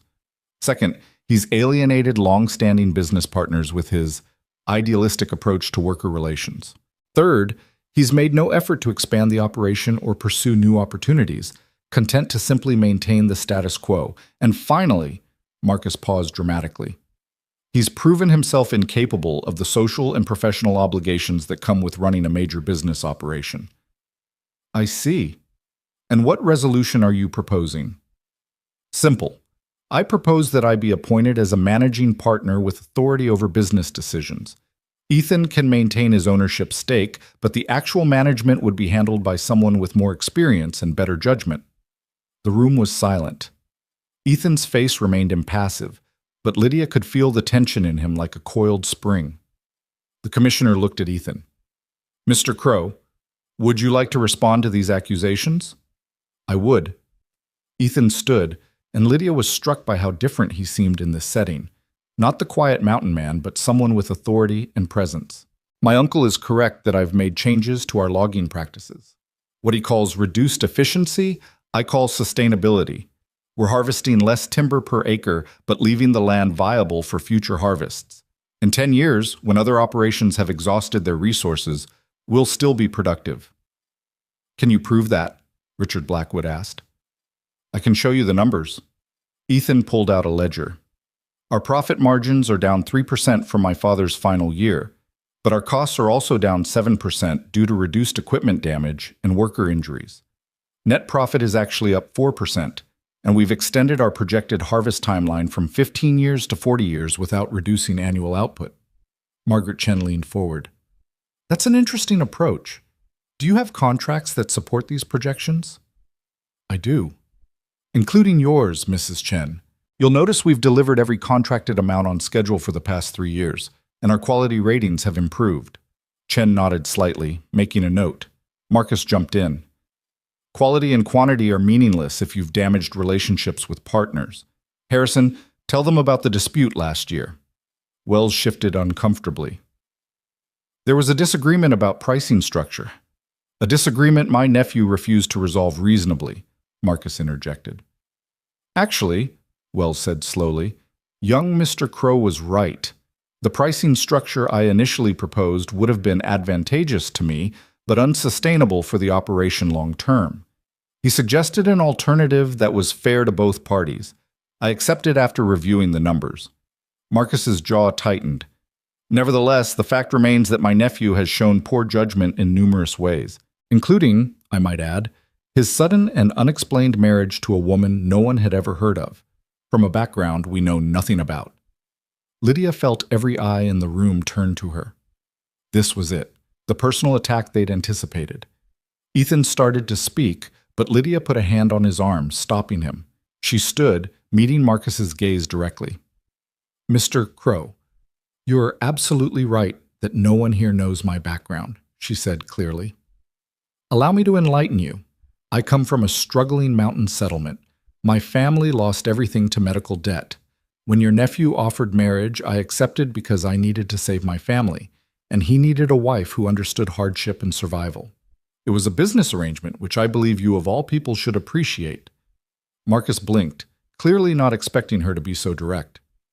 As for whether I'm suitable, Lydia continued, I've spent the past week learning every detail of the timber operation. I can discuss profit margins, logging techniques, contract negotiations, and resource management as competently as anyone in this room. Not because I have formal training, but because I understand that ignorance is a luxury, and this business affects my future as much as anyone's. She paused, letting her words settle. You question my background, Mr. Crow. I question your motives. This meeting isn't about concern for the business. It's about resentment that your nephew succeeded where you never did." The silence that followed was absolute. Marcus's face went red. "How dare you?" "Mrs. Crow raises an interesting point," Margaret Chen said calmly. "Mr. Marcus Crow, what exactly is your business experience? Beyond being related to the founder?" Marcus sputtered. "I've been involved in numerous ventures, all of which failed," Ethan said quietly. "My father bailed you out twice, Uncle. The second time he made it clear there wouldn't be a third. That's why he excluded you from the will, not out of spite, but because he knew you'd destroy everything he built." "That's slander. It's documentation." Ethan produced another folder. "My attorney has records of both bailouts, including the amounts and the circumstances. Would you like us to review them publicly?" Marcus's confident demeanor cracked. He looked around the room, searching for support, but found only curious or skeptical faces. "Mr. Wells," Ethan said, turning to the conservative investor, "you value stability. I've provided 3 years of stable operations, consistent delivery, and sustainable practices. What more proof do you need?" Wells considered. "None, actually. I'm satisfied with our current arrangement." "Mrs. Chen?" The shrewd businesswoman smiled slightly. "I'm satisfied as well. More than satisfied, I'm impressed, both with your business acumen and your choice of wife." "Mr. Blackwood?" The younger investor was watching Lydia more than Ethan. "I came here expecting to hear about mismanagement. Instead, I've heard about innovation, sustainability, and long-term thinking. That's exactly what Eastern investors want to see in Western operations." He stood, offering Ethan his hand. "Count me in for whatever expansion plans you're developing." Marcus looked around the room, realizing he'd lost. "This is ridiculous. You're all being fooled by smooth words and attractive presentations. In 5 years, when the operation collapses—" "In 5 years," Ethan said, his voice hard now, "we'll still be here, still profitable, still operating ethically. You, Uncle Marcus, will need to find some other way to fund your gambling debts." The words hit like a physical blow. Marcus's face went from red to white. "You have no right. I have every right. This is my business, my responsibility, my future." Ethan looked at the commissioner. "Is there anything else that needs to be addressed?" The official glanced around the room. "I think we've heard sufficient testimony. Mr. Marcus Crow, your concerns have been noted and addressed. The investors have expressed satisfaction with current management. Unless you have evidence of actual malfeasance rather than philosophical disagreements, I see no grounds for the intervention you've requested." Marcus stood frozen for a moment, then turned and stalked from the room without another word. 2 of his supporters followed, looking embarrassed. After they left, the tension in the room dissolved into something more congenial. The investors came forward to congratulate Ethan, to express continued confidence, to discuss future contracts. Margaret Chen pulled Lydia aside. "That was well done," she said quietly. "Marcus expected you to be intimidated or incompetent. Instead, you turned his attack into evidence of his own inadequacy." "I just told the truth," Lydia said. "The truth, delivered at exactly the right moment, in exactly the right way. That's a skill, Mrs. Crow. Don't underestimate it." Chen handed her a calling card. "I'd like to discuss something with you and your husband at some point." "Not today. You've both earned a celebration, but soon." After everyone had left and they were finally alone in the conference room, Ethan turned to Lydia. "You didn't have to do that," he said. "Speak up, defend me." "Yes, I did. We're partners, remember? That means fighting together, not watching from the sidelines." He studied her for a long moment, his expression complex. "I misjudged you," he said finally. "When I first came to your cabin, I thought I needed someone competent and practical. What I got was someone exceptional." Lydia felt warmth rise in her cheeks. "Don't make me out to be more than I am. I just said what needed saying. That's exactly what exceptional people do." He offered his arm. "Come on, I promised you a celebration, and I meant it." They left the building together, stepping out into Denver's afternoon sunlight. Lydia felt lighter than she had in weeks, as if some weight she'd been carrying had finally been lifted. They'd won. Against a man who should have known them better, against doubts and accusations, against the assumption that a poor mountain girl couldn't hold her own in a room full of wealthy businessmen. They'd won. and as Ethan led her down the street toward a restaurant he promised had the finest food in Denver, Lydia realized something had fundamentally changed between them. They were no longer just two strangers bound by contract. They were becoming something else, a real partnership built on mutual respect and shared victories. The marriage might have started as a business arrangement, but it was becoming something more substantial, something that, given time and care, might actually turn into something worth keeping. The celebration dinner was everything Ethan had promised. Fine food, excellent wine, a private table where they could finally breathe after the tension of the meeting. But halfway through the meal, a messenger arrived at their table with a cream-colored envelope sealed with red wax. Ethan's expression darkened as he read the contents. "What is it?" Lydia asked. "An invitation from my Aunt Caroline, Marcus's wife." He passed the card across the table. "A dinner party tomorrow night at their Denver residence to properly welcome the new Mrs. Crow to the family." Lydia studied the elegant script. "This is a trap." "Undoubtedly. Marcus lost today, but Caroline is in some ways more dangerous than he is. She has social connections he doesn't, friends in places that matter." Ethan drummed his fingers on the table. "She'll want to assess you herself, find weaknesses Marcus missed." "Should we decline? That would be seen as cowardice, or worse, as proof that you're unsuitable for society." He met her eyes. "I'm sorry, Lydia. I'd hoped we could return to the valley tomorrow and be done with all this. But if we don't go, Caroline will spread stories about my poor mountain wife who can't handle civilized company." "Then we go." Lydia kept her voice steadier than she felt. "You taught me the timber business in a week. How hard can one dinner party be?"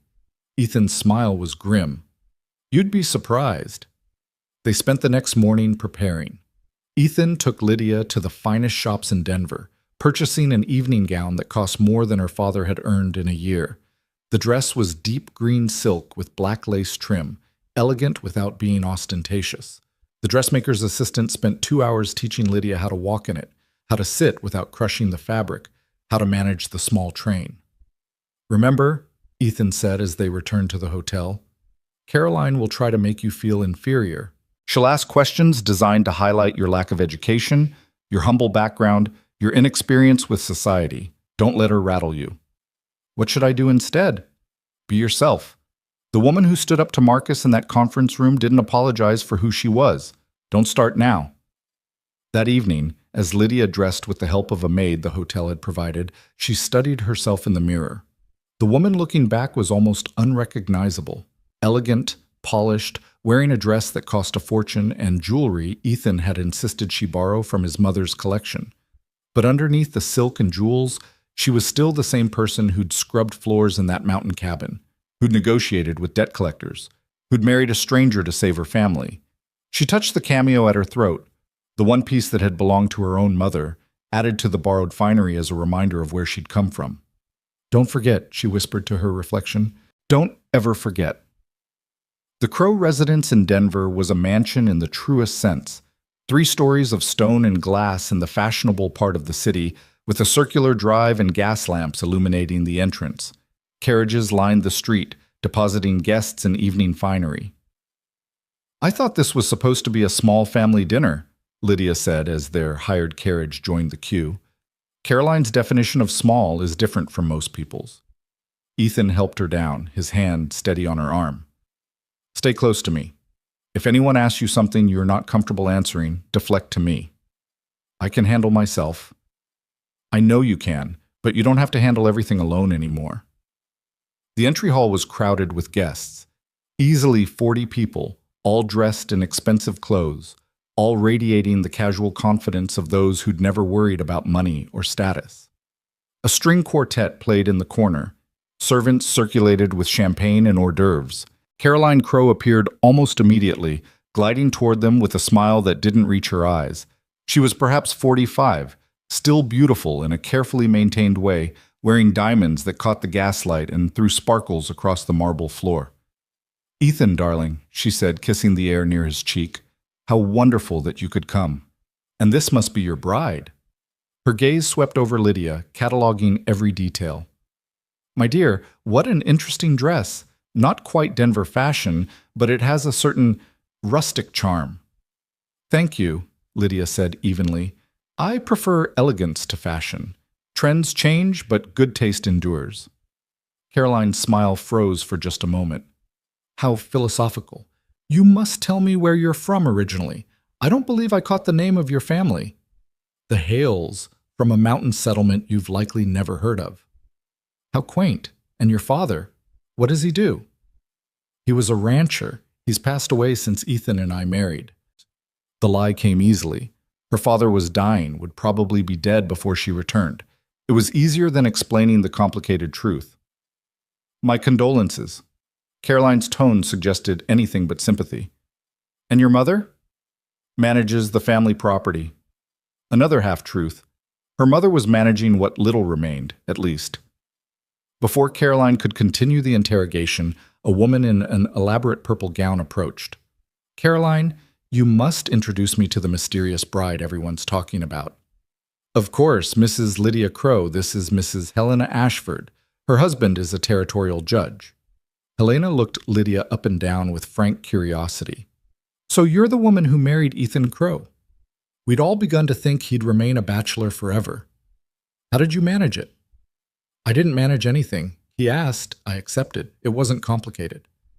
But surely there's a story. Was it love at first sight? A whirlwind romance? Lydia felt the eyes of a dozen nearby guests turn toward her, waiting for her answer. This was the trap. If she claimed it was a love match, they'd see through the lie. If she admitted it was practical, she'd seem mercenary. It was pragmatic, she said clearly. Ethan needed a wife who understood the realities of mountain life. I needed stability. We were honest about what we each wanted, and we made an agreement that satisfied us both. I find honesty far more romantic than pretty lies. The silence that followed was profound.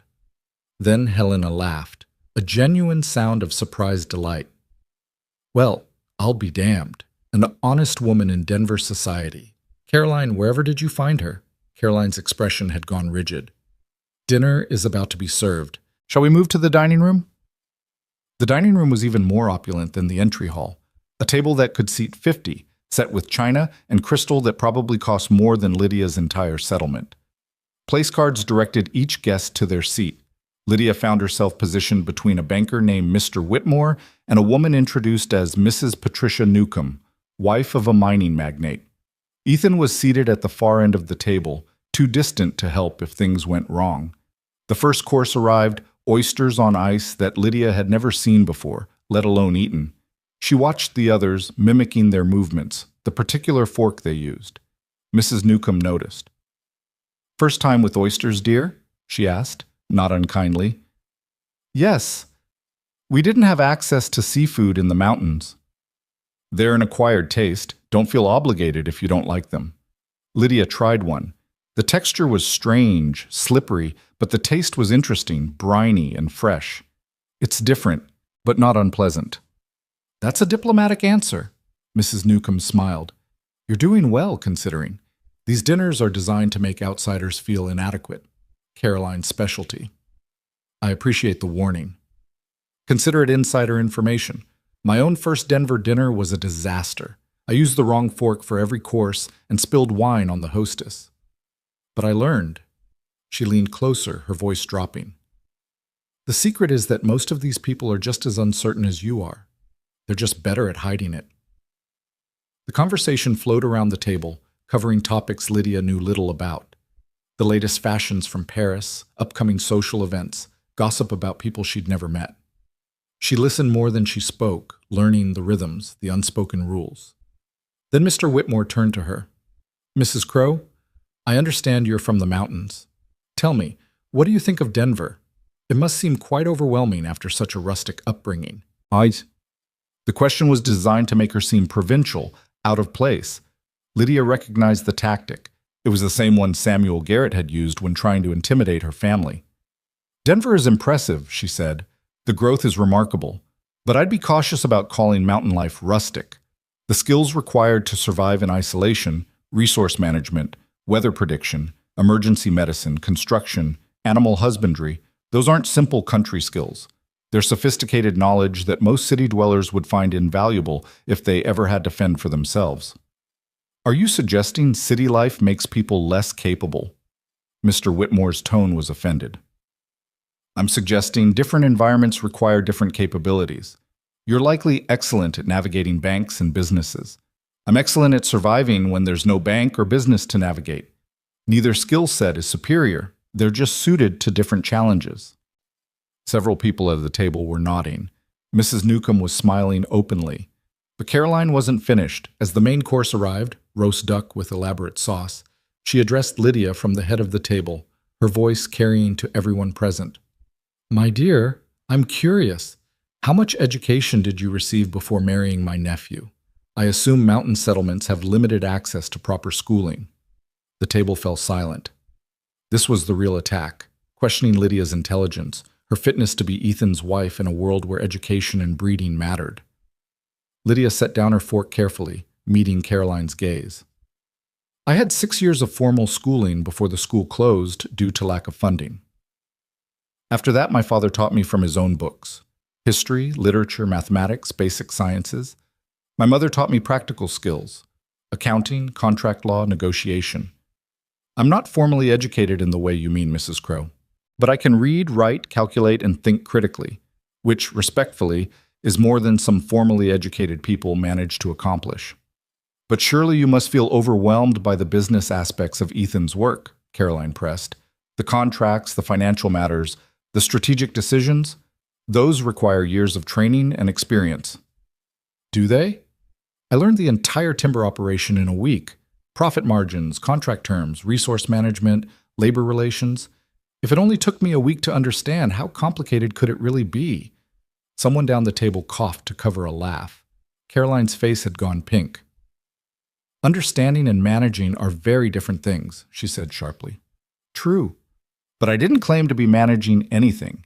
Ethan manages the operation. I support him, offer perspective, and handle matters he doesn't have time for. It's called partnership, Mrs. Crow. I believe it's how most successful marriages function.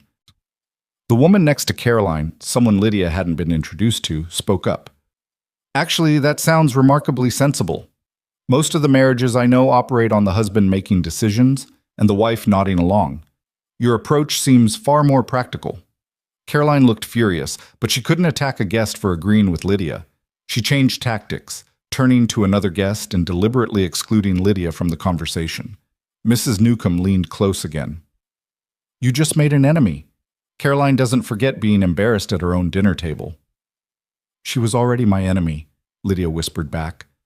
At least now she knows I won't be an easy target. After dinner, the party moved to the drawing room for coffee and cordials. The men gathered at one end, discussing business.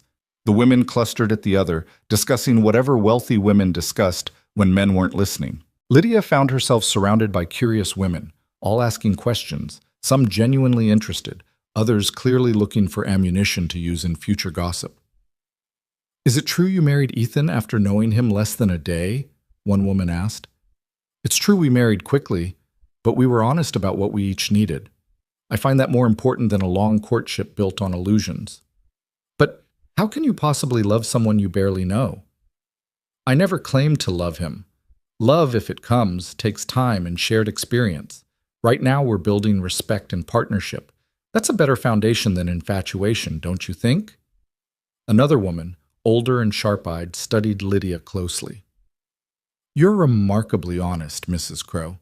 Most young brides pretend to be madly in love, even when everyone knows it's a practical arrangement. I was raised to believe lies, even polite ones, create more problems than they solve. If people think less of me for being honest about my marriage, that tells me more about them than it does about me. The older woman smiled. I like you. You remind me of myself 40 years ago, before society taught me to soften every truth with pretty words. She extended her hand. I'm Margaret Chen. We met briefly at the territorial meeting. Lydia's eyes widened. Mrs. Chen, I didn't realize that I'd be at Caroline's dinner party? She and I have been acquaintances for years, though not friends. I came tonight specifically to meet you properly. Your performance at the meeting was impressive, but I wanted to see how you handled social warfare. And your assessment. You're rough around the edges, but you have good instincts. You don't apologize for who you are, and you don't let others define your worth. Those qualities will serve you well." Margaret glanced around the room. "Most of these women would fall apart if they had to survive what you've survived. They mistake privilege for strength. You have actual strength." "Thank you." "That means more than you probably know." "I suspect I know exactly how much it means." Margaret lowered her voice. "I mentioned at the meeting that I wanted to discuss something with you and Ethan. The offer stands. Come to my office tomorrow before you return to the mountains. I have a proposition that might interest you both." Before Lydia could respond, Caroline appeared at her elbow. "Mrs. Chen, I'm so glad you could attend. Are you enjoying yourself?" "Very much. Your new niece is delightful. I can see why Ethan married her." Caroline's smile was glacial. "How wonderful. Though I must say I'm surprised Ethan didn't choose someone from his own social circle, someone with more appropriate background." "Appropriate for what?" Margaret asked mildly. "Ethan doesn't need a society ornament. He needs a partner who can handle the realities of running a frontier business. Mrs. Crow seems ideally suited for that role." "Of course you would think so, coming from trade yourself," Caroline began, then seemed to realize her mistake. Margaret's expression didn't change, but her eyes went cold. "Yes, I come from trade. As does your nephew, as do most successful people in the territories. The only difference is that I don't pretend my money makes me better than those who work for a living." She turned to Lydia. "My dear, it's been a pleasure. I look forward to our meeting tomorrow. Shall we say 10 o'clock? "I'll be there," Lydia said. Margaret swept away, leaving Caroline seething. Several other women had overheard the exchange, and Lydia could see them filing away this information for future use. Caroline Crow had just been publicly rebuked by one of the most influential women in Denver society. The dinner party couldn't end soon enough. When Ethan finally collected Lydia and they escaped to their hired carriage, she felt exhausted in a way that physical labor had never made her feel. "How bad was it?" Ethan asked. "Caroline tried to make me feel stupid, inferior, and out of place. I refused to cooperate. I don't think she appreciated it. I saw Margaret Chen talking to you. What did she want?" "To meet tomorrow. She has a proposition." Lydia leaned her head back against the carriage seat. "Ethan, is every social event in your world like this? People attacking each other with polite words and searching for weaknesses?" "The ones involving my family, yes. It's exhausting, isn't it?" "Completely. I'd rather negotiate with 10 debt collectors than face another dinner party like that." He smiled. "You did well, though. I watched Caroline's face when you refused to be intimidated. It was the first time I've seen her actually flustered." Mrs. Chen helped. She was kind in a way I didn't expect. Margaret doesn't waste kindness on people she doesn't respect. If she's taken an interest in you, that's significant. Ethan was quiet for a moment. "Lydia, I know this isn't what you signed up for. Business meetings and hostile dinner parties weren't part of our agreement. They are now. We're in this together, remember? That means facing whatever comes, whether it's Marcus in a conference room or Caroline in a dining room." He reached across the carriage and took her hand, the first time he'd initiated physical contact beyond the necessary courtesies. His grip was warm, solid, real. "Thank you," he said quietly, "for standing with me, for not running when you saw how complicated my life actually is." "Where would I run to? Besides, I'm too stubborn to let Caroline Crow win." They rode the rest of the way to the hotel in comfortable silence, still holding hands in the darkness of the carriage. Something had shifted between them again, another layer of partnership settling into place, built on shared battles and mutual respect. Margaret Chen's office was nothing like Lydia expected. Instead of the elaborate furnishings and expensive decor she'd seen at Caroline's mansion, Margaret's space was functional and efficient. A large desk covered in papers, filing cabinets lining the walls, maps of mining operations spread across a work table. "I'm not interested in impressing people with expensive furniture," Margaret said, noticing Lydia's surprise. "I'd rather spend money on things that actually generate returns." She gestured for them to sit, then poured tea from a simple pot on a side table. Let me be direct. I was impressed by both of you at the territorial meeting. More importantly, I was impressed by how you work together. Most married couples in business either operate completely separately or one dominates the other. You two actually collaborate. Thank you, Ethan said, though I'm not sure where this is leading. I have mining operations throughout the territory. Good operations, profitable operations. But I'm facing a problem similar to what you described with your timber business, short-term thinking versus long-term sustainability. My foremen want to extract as much as possible as quickly as possible. I want to extract efficiently while preserving the mines for future production. That's a management challenge, Ethan said. What does it have to do with us? I need advisors who understand sustainable resource extraction, people who've proven they can balance profitability with preservation, people who aren't afraid to make unpopular decisions if they're the right decisions. Margaret set down her teacup. I want to hire you both as consultants.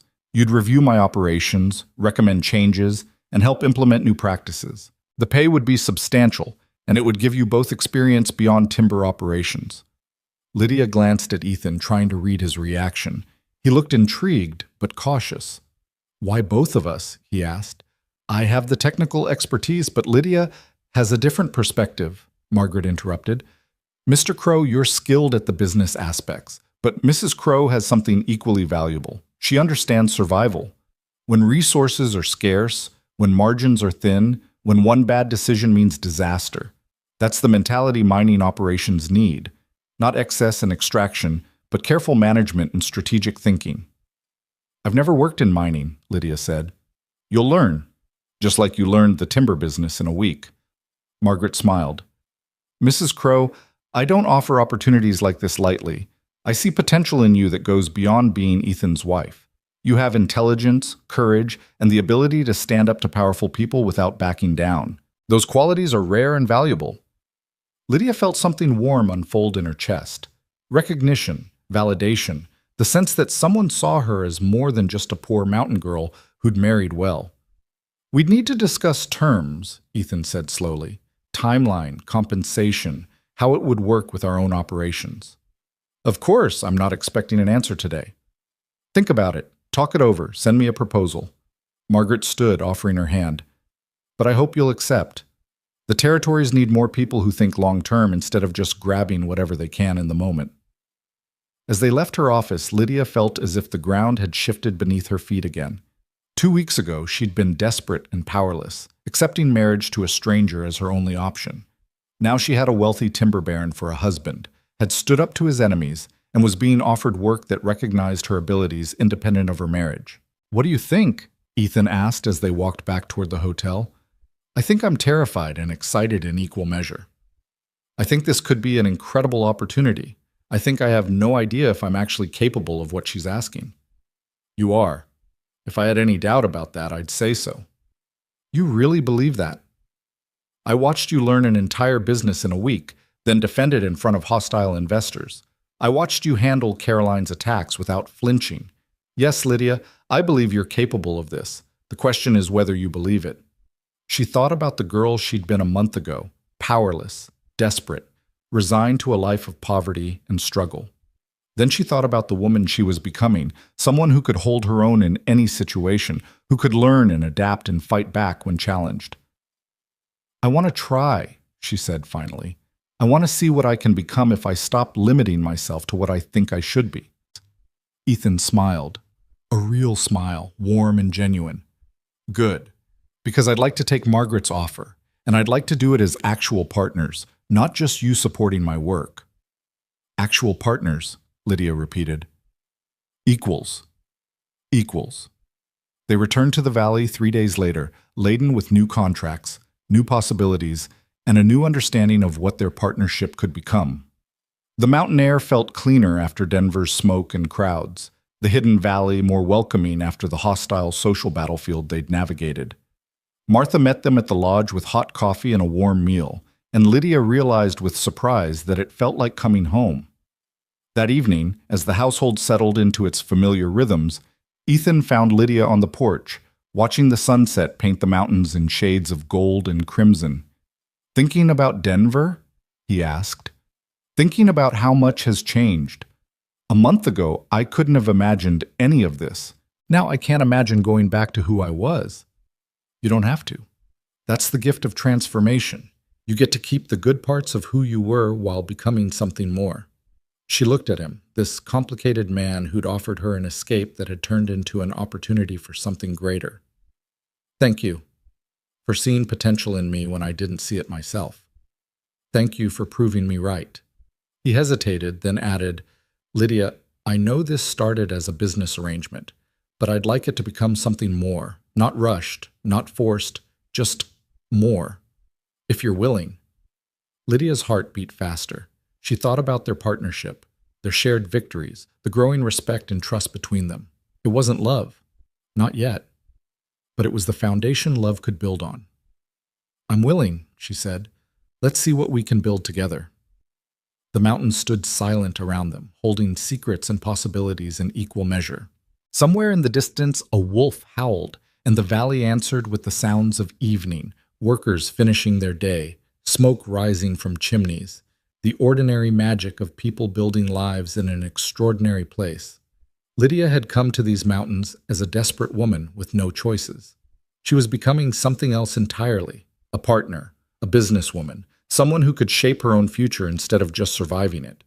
The real test wasn't over. There would be more challenges, more enemies, more moments when she'd have to prove her worth. But for the first time in her life, Lydia Crow believed she was capable of meeting whatever came next. And that belief, more than anything else, made all the difference. Winter arrived in the hidden valley with a fury that surprised even the longtime residents. The first major snow came in late October, 3 weeks earlier than usual, blanketing the compound in 2 feet of white silence. Lydia woke to a transformed world, every building outlined in snow, icicles hanging from the eaves like crystal daggers, the entire valley sealed off from the outside world until spring. Thaws reopened the passes. She stood at her bedroom window, coffee warming her hands, watching workers dig paths between buildings. In the months since their return from Denver, the valley had become genuinely home in ways she hadn't expected.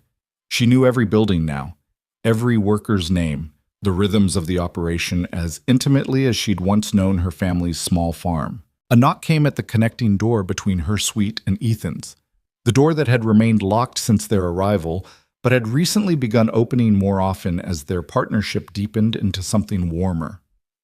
"Come in," she called. Ethan entered, already dressed for the day, carrying a telegram. His expression was serious, but not alarmed.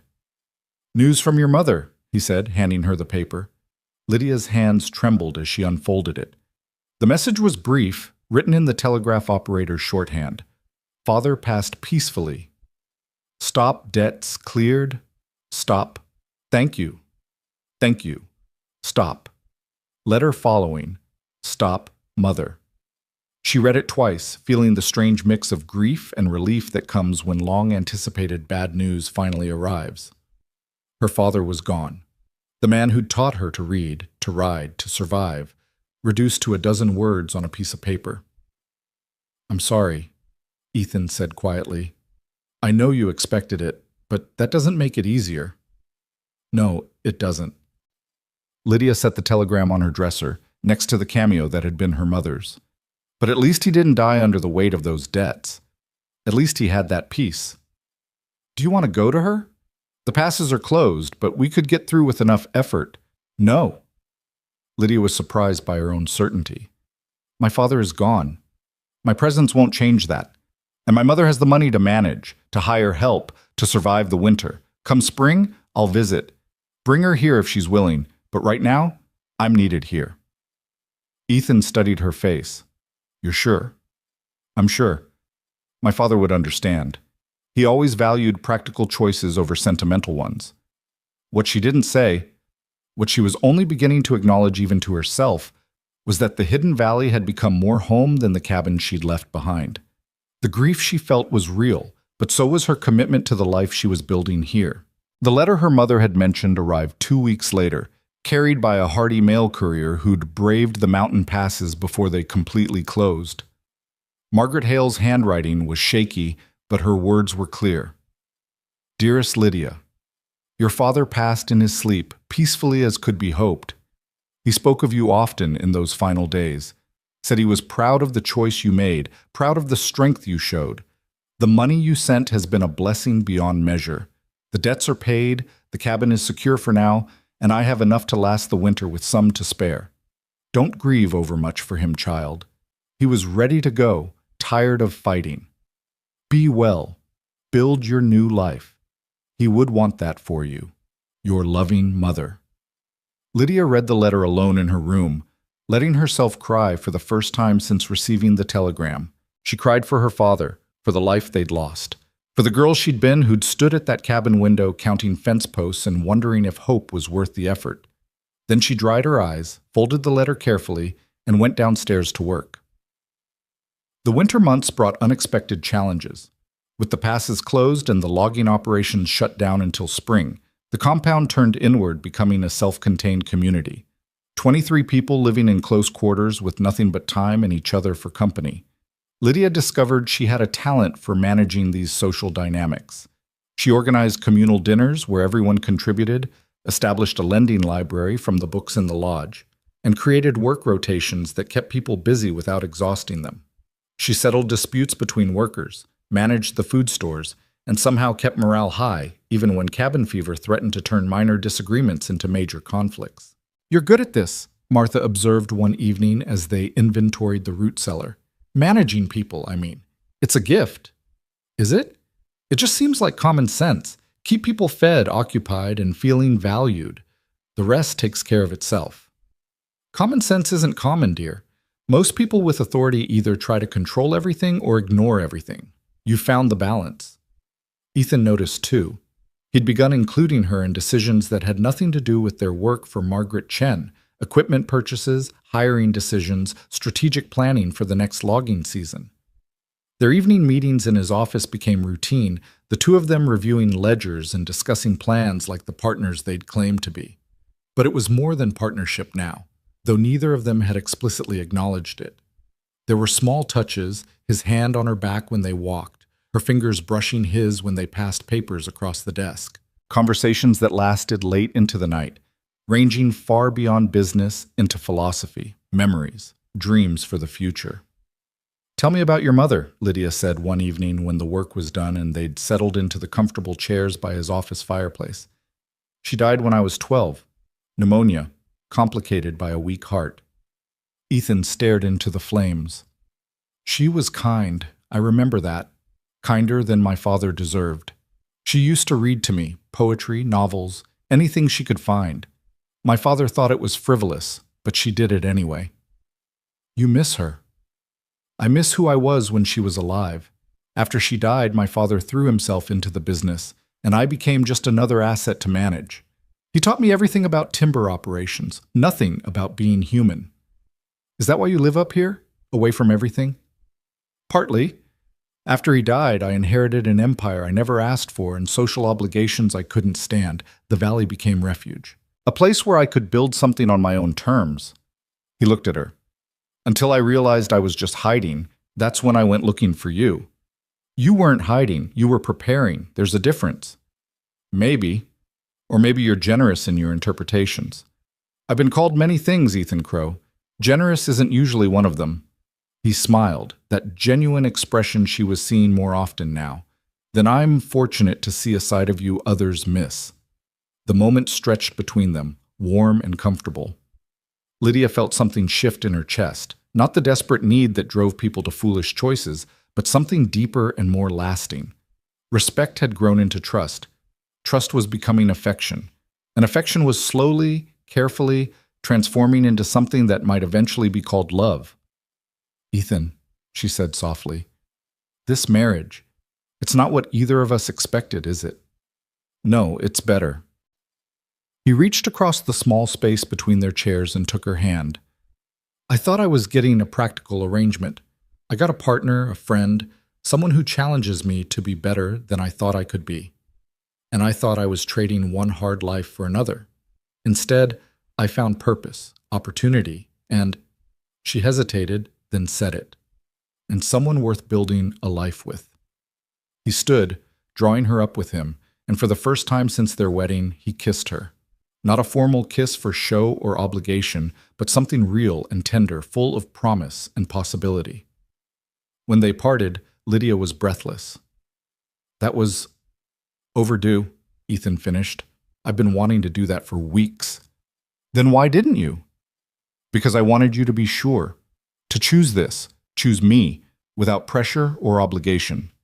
I choose you, Lydia said. I choose this. Not because I have to, but because I want to. They stood together by the fire, holding each other, two people who'd started as strangers and were becoming something infinitely more precious. Outside, the winter wind howled through the mountains, but inside the lodge, in the warm circle of firelight and new understanding, Lydia felt safer and more certain than she'd ever felt in her life. Spring came slowly to the valley, the snow melting in fits and starts, revealing a landscape hungry for warmth and growth. With the thaw came challenges, avalanches that blocked roads, flooding from snowmelt, equipment damage from the harsh winter. But it also brought opportunity. Margaret Chen's first visit to the valley coincided with the spring thaw. She arrived with 2 assistants and enough surveying equipment to outfit an expedition, ready to begin the consulting work she'd proposed in Denver. Impressive operation, she said, surveying the compound from the lodge's porch. I can see why you prefer it up here. There's an honesty to it that's missing in the city. Over the next week, Margaret, Ethan, and Lydia toured the timber operations, examining practices and discussing applications to mining. Lydia found herself contributing more than she'd expected, seeing connections between resource extraction and sustainable management that came from her unique perspective. Here's what I don't understand, she said as they examined a recently logged section. You're both focused on extracting maximum value from each site, but what about the value of the land itself? If you destroy the forest or the mountain in extraction, you've eliminated future value entirely. That's the sustainability argument, Ethan said. But investors want returns now, not in 20 years. Then show them the cost of not thinking long term. What does it cost to establish a new logging site when you've exhausted the current one? What's the value of reliable, consistent production versus boom and bust cycles? Lydia gestured to the managed forest around them. This section will be harvestable again in 15 years. A clear-cut section won't be productive for 50 years or more. That's the real cost. Opportunity lost. Margaret was taking notes. That's an argument my foremen haven't made. They talk about sustainability in moral terms, being good stewards, respecting the land, but you're framing it as pure economics. Investors understand economics. Because it is economics. Morality might motivate some people, but money motivates everyone. If you can prove that sustainable practices are more profitable long-term, you remove the ethical debate entirely. You should write this up, Margaret said, a formal proposal I can present to my board. They need to hear this perspective. Lydia looked at Ethan, who nodded encouragement. All right, I'll write it. The proposal took her 3 weeks. She worked on it late into the evenings, researching, calculating, building arguments that were airtight and compelling. Ethan reviewed drafts, offering suggestions but never undermining her work. Martha brought her endless cups of coffee and made sure she ate. The entire household seemed invested in her success. When she finally presented the finished document to Margaret, the older woman read it slowly, making marks and notes throughout. This is excellent work, Margaret said finally. Professional quality. You've made an argument even the most skeptical investor couldn't dismiss. Where did you learn to write like this? I didn't. I just wrote what made sense to me, then revised until it was clear. Natural talent, then. Even more impressive. Margaret closed the folder. Mrs. Crow, Lydia, I'd like to offer you a permanent position as a consultant to my mining operations, independent of your husband's work. This would be your own contract, your own income, your own professional identity. Lydia felt her breath catch. You're serious. Completely. I need people who can think differently, who aren't trapped by conventional wisdom. You've proven you can do that. The question is whether you want to. Lydia looked at Ethan, who was smiling. It's your choice, he said, but I think you should take it. You've earned this. Then yes, Lydia said, turning back to Margaret. Yes, I'll take the position. They shook hands, sealing an agreement that transformed Lydia from a timber baron's wife into a professional consultant in her own right. It was a moment of crystallization, the final step in her journey from powerless to powerful, from circumstance-driven to self-determined. News from Denver arrived in early summer, carried by the same young courier who delivered the message about Marcus's meeting. This time, the envelope bore Caroline Crow's seal. Ethan opened it with obvious reluctance. As he read, his expression darkened, then shifted to something like grim satisfaction. "What is it?" Lydia asked. "Marcus is being investigated for fraud. Apparently, he's been running a scheme involving fake mining claims, selling worthless property to Eastern investors for inflated prices. Caroline is trying to distance the family from the scandal." He handed her the letter. "She wants us to issue a public statement condemning his actions, making it clear he has no connection to our business." Lydia scanned the letter. Caroline's desperation was evident in every line, the careful phrasing, the subtle threats, the assumption that family loyalty would trump personal animosity. "What are you going to do?" she asked. Exactly what she's asking. Not because I owe Caroline anything, but because it's true. Marcus has no connection to our business, and I want that on record. Ethan's smile was sharp. Though I won't do it in the groveling tone she's expecting, we'll issue a simple, factual statement. No editorializing, no family drama, just facts. That will infuriate her. Good. She tried to destroy you at that dinner party. I haven't forgotten. They drafted the statement together, keeping it brief and professional. Within days, it appeared in the Denver papers, alongside stories about Marcus's arrest and the scandal surrounding his fraudulent schemes. Caroline's social standing took a significant hit, guilt by association with a criminal family member. Lydia felt no satisfaction in Caroline's downfall, but she did feel a sense of justice. The woman who'd tried to make her feel inferior and worthless was now facing her own reckoning. Sometimes karma required no assistance. By midsummer, the valley was thriving. The logging operations were in full swing, producing timber at sustainable rates that still met all their contracts. Margaret Chen's consulting work had expanded, with Lydia traveling to mining sites and writing reports that were changing how the entire industry approached resource extraction. The household ran smoothly, managed by Martha with Lydia's organizational support, and Lydia's mother had agreed to visit. Margaret Hale arrived on a bright July afternoon, traveling with a neighbor who'd been coming to Denver for supplies. She looked older than Lydia remembered, more fragile, more worn, but her eyes were bright with curiosity as she took in the hidden valley. "Lydia," she breathed as she dismounted. "You didn't tell me it was like this. I thought well, I don't know what I thought, but not this." "I wasn't sure you'd believe me if I tried to explain," Lydia said, embracing her mother. "It's better to see it yourself." Over the next 2 weeks, Margaret Hale absorbed everything: the size of the operation, the quality of the lodge, the respect people showed Lydia, the easy partnership between Lydia and Ethan. Mother and daughter spent long evenings talking, filling in the gaps that letters couldn't bridge. "Your father would be proud," Margaret said one evening as they sat on the porch, watching the sunset. "Not because you married wealth. He'd have seen through that in a moment. But because you took an impossible situation and turned it into something remarkable. That takes courage and intelligence in equal measure." "I had good teachers," Lydia said. "Yes, but you had to find the strength to use those lessons. That was all you." Margaret was quiet for a moment. "Are you happy, Lydia? Really happy?" Lydia considered the question honestly. She thought about the life she'd left behind, the poverty, the desperation, the constant worry. Then she thought about her life now. Challenging work, true partnership, a home she'd helped build, opportunities she'd never dreamed possible. "I'm happy," she said. "Not because everything is perfect or easy, but because I'm building something meaningful with someone I respect and care for. That's more than most people ever get." "And you love him? Your Ethan?" "I do. Not the way songs and stories describe it, no lightning bolts or instant passion, but something deeper. I love who he is, who we are together, what we're building. That's real love, I think. The kind that lasts."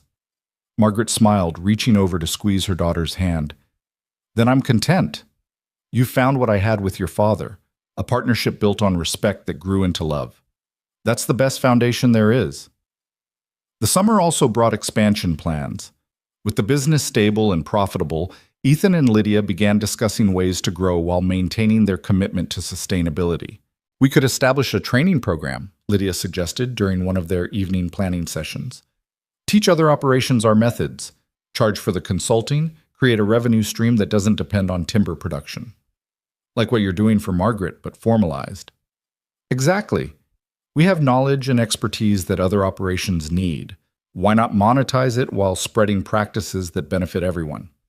Ethan was already sketching out ideas. We'd need to develop a curriculum, create written materials, establish credibility beyond our own operation. I could write the curriculum. Margaret's consulting work has given me experience translating practical knowledge into teachable content, and our credibility is built. We have the numbers to prove our methods work. They worked late into the night, excitement building as the vision took shape. It was more than just a business expansion. It was a chance to influence the entire industry, to prove that success didn't require exploitation, that thinking long-term benefited everyone. By autumn, they'd established the Crow Institute for Sustainable Resource Management, an ambitious name for what started as a small training program, but one that captured their vision. The first class consisted of 6 foremen from various timber and mining operations, brought to the valley for intensive 2-week training. Lydia found herself teaching alongside Ethan and discovered she had a gift for it. She could explain complex concepts in clear terms, could connect theoretical knowledge to practical application, could inspire people to think differently about their work. "You're a natural teacher," one of the students, a grizzled foreman named Tom Walsh, told her after a particularly intense session on resource assessment. "I've been in this business 30 years, and I never thought about it the way you describe. Makes sense, though. Real sense." The success of the first class led to a second, then a third. Word spread through the industry. The Crow Institute became known as the place to learn cutting-edge sustainable practices. Revenue from the training program grew steadily, diversifying their income and increasing their influence. Marcus's fraud trial concluded in October, resulting in a 5-year prison sentence and complete financial ruin. Caroline Crow left Denver for San Francisco, her social standing destroyed, her marriage to Marcus apparently dissolved. The family that had tried to undermine Ethan and destroy Lydia had destroyed itself instead. Ethan received one final letter from Caroline before she left the territory. It was brief and bitter. "You've won, nephew. I hope you're satisfied. Your poor mountain wife proved more formidable than any of us expected. Perhaps that's justice of a sort." "She still doesn't understand," Lydia said, reading over Ethan's shoulder. "It was never about winning or losing.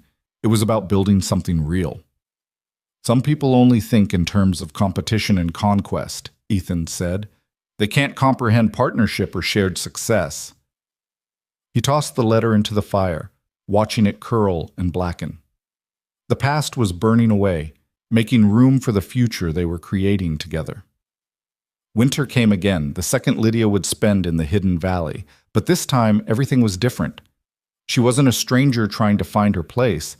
She was home, with work she loved, a partnership that had deepened into genuine marriage, and a future full of possibilities. On a cold December evening, as snow fell softly outside, Lydia stood at her bedroom window, the same window where she'd watched the valley transform through the seasons. Behind her, she heard Ethan enter through the connecting door that now stood permanently open. "Come to bed," he said softly. "It's late, and we have an early meeting tomorrow." She turned to him. This man who'd been a stranger 18 months ago, who'd offered her an escape that became an adventure, who'd seen potential in her when she couldn't see it herself. "Do you remember what you said when you first proposed?" she asked. "That you valued honesty over romance, that a business arrangement was clear, with no false expectations?" "I remember. I was wrong about a lot of things then." "Were you?" "We did start as a business arrangement. We were honest about what we each needed. And we didn't have false expectations. We had realistic ones that we exceeded." Ethan crossed the room to stand beside her at the window. "What's your point?" "My point is that you were right and wrong at the same time. Right that honesty is valuable, that clear expectations matter, that practical partnership is important. But wrong that those things preclude romance or love. We built romance on top of honesty, love on top of partnership. That makes it stronger, not weaker." He pulled her close, resting his chin on top of her head as they looked out at the snow-covered valley together. You're a philosopher now, along with everything else? I'm a woman who's learned that life rarely follows the paths we expect. Sometimes the detours are better than the destination we planned. This is better than anything I planned, Ethan said. Better than anything I thought possible. They stood together in comfortable silence, watching the snow transform the world into something clean and new. Somewhere in the compound below, a light appeared in the bunkhouse window. Someone was up late, working or reading, or simply unable to sleep. The valley was alive with people building their own futures, all connected through the operation Ethan had inherited and transformed, that Lydia had helped shape into something sustainable and fair. I want to expand the mother's welcome, Lydia said suddenly. She's lonely in that cabin, and there's nothing keeping her there now. She could live here, have her own space, contribute however she wanted. What do you think? I think this is your home as much as mine. If you want your mother here, then she should be here. Thank you. She turned in his arms to face him. For everything, Ethan. For seeing me when I was invisible. For believing in me when I didn't believe in myself. For building this life with me instead of just giving me a place in yours. You make it sound like I did you a favor. You saved me, Lydia, from isolation, from becoming like my father, from the loneliness I didn't even recognize until you arrived and showed me what partnership could be. They kissed, soft and certain, two people who'd found each other through desperation and choice in equal measure, who'd built something real from the most unlikely beginning. Spring returned to the valley once more, bringing Margaret Hale back as a permanent resident. She settled into a cottage on the compound's edge, close enough to be part of the community, but far enough for independence. She took over some of Martha's household duties, managed the expanding library, and became a grandmother figure to the workers' children. The Crow Institute grew beyond anyone's expectations. By its second year, they'd trained 43 managers from operations across the Western Territories. By the third year, they'd published a textbook on sustainable resource management that was being used by territorial officials and business schools. Lydia's name appeared on the cover alongside Ethan's, recognized as an equal author and expert. Margaret Chen expanded her mining operations using principles developed through their consulting work. Her success caught the attention of other major investors, leading to more contracts, more influence, more opportunities to spread sustainable practices throughout the industry. And Lydia herself continued to evolve. The frightened girl who'd accepted marriage to save her family was gone, replaced by a confident professional who could hold her own in any boardroom, who could teach seasoned businessmen new ways of thinking, who could build and manage complex operations. But she never forgot where she'd come from. She established a fund to help families facing the kind of medical debt that had nearly destroyed her own. She hired workers from struggling settlements, giving them opportunities and training. She wrote articles about the hidden costs of poverty, the obstacles facing women in business, the importance of creating pathways for people to escape desperation. On a warm June afternoon 5 years after that first desperate wedding, Lydia stood on the lodge's porch beside Ethan, watching a new class of students arrive for training. Her hand rested on her swollen belly, 7 months pregnant with their first child, a daughter they'd already decided to name Margaret after both their mothers. Tired? Ethan asked, noticing her shift her weight. Always these days, but content. She smiled at him. Very content. No regrets? About any of it? Lydia thought back to that cabin, that desperate morning, that impossible choice. She thought about everything that had followed, the challenges, the battles, the slow transformation from victim to victor, from desperate to empowered, from alone to partnered. Not a single regret, she said. I wouldn't change anything, because changing anything might mean not ending up exactly here. Even the hard parts, Marcus, Caroline, all the fighting, especially the hard parts. They taught me who I could be when I stopped accepting other people's definitions of me. They taught us what we could build together. She took his hand, placing it on her belly, where their daughter kicked and moved. This life, our daughter, our work, our home, us, none of it would exist without every hard choice and difficult moment that came before. Ethan kissed her temple. You're remarkable, you know that? I'm stubborn. There's a difference. You're both. And I'm grateful for it every day. As the sun set over the hidden valley, painting the mountains in shades of gold and rose, Lydia Crow, born Lydia Hale, once a poor mountain girl with no prospects, surveyed the empire she'd helped build. Not an empire of conquest or exploitation, but one of sustainability, partnership, and genuine progress. She'd married a poor mountain man who turned out to be wealthy, but more importantly, she'd married a man who became her true partner, who saw her worth and helped her claim it. Together, they'd built something that would last, not just for them, but for the generations that would follow. The mountains stood eternal around them, holding secrets and memories. But the valley was no longer hidden, not really. It had become a beacon, drawing people who wanted to learn different ways of thinking, different ways of building, different ways of succeeding without sacrificing sustainability or integrity. And at the center of it all stood Lydia, mother, wife, businesswoman, teacher, visionary, who'd started with nothing but courage and ended with everything that mattered. She'd claimed this life, not been given it, not fallen into it, not stumbled upon it by accident. She'd chosen it, fought for it, built it brick by brick and decision by decision, and that made all the difference. As darkness fell and the first stars appeared, Lydia and Ethan returned to the lodge, to the warmth of hearth and home, to the life they'd created from impossible beginnings. Behind them, the valley settled into evening, lights glowing in windows, smoke rising from chimneys, the sounds of community and purpose filling the mountain air. It was a good life, a life worth fighting for, worth building, worth claiming as her own. And Lydia Crow, who'd once counted fence posts and wondered if hope was worth the effort, had proven beyond any doubt that it absolutely was.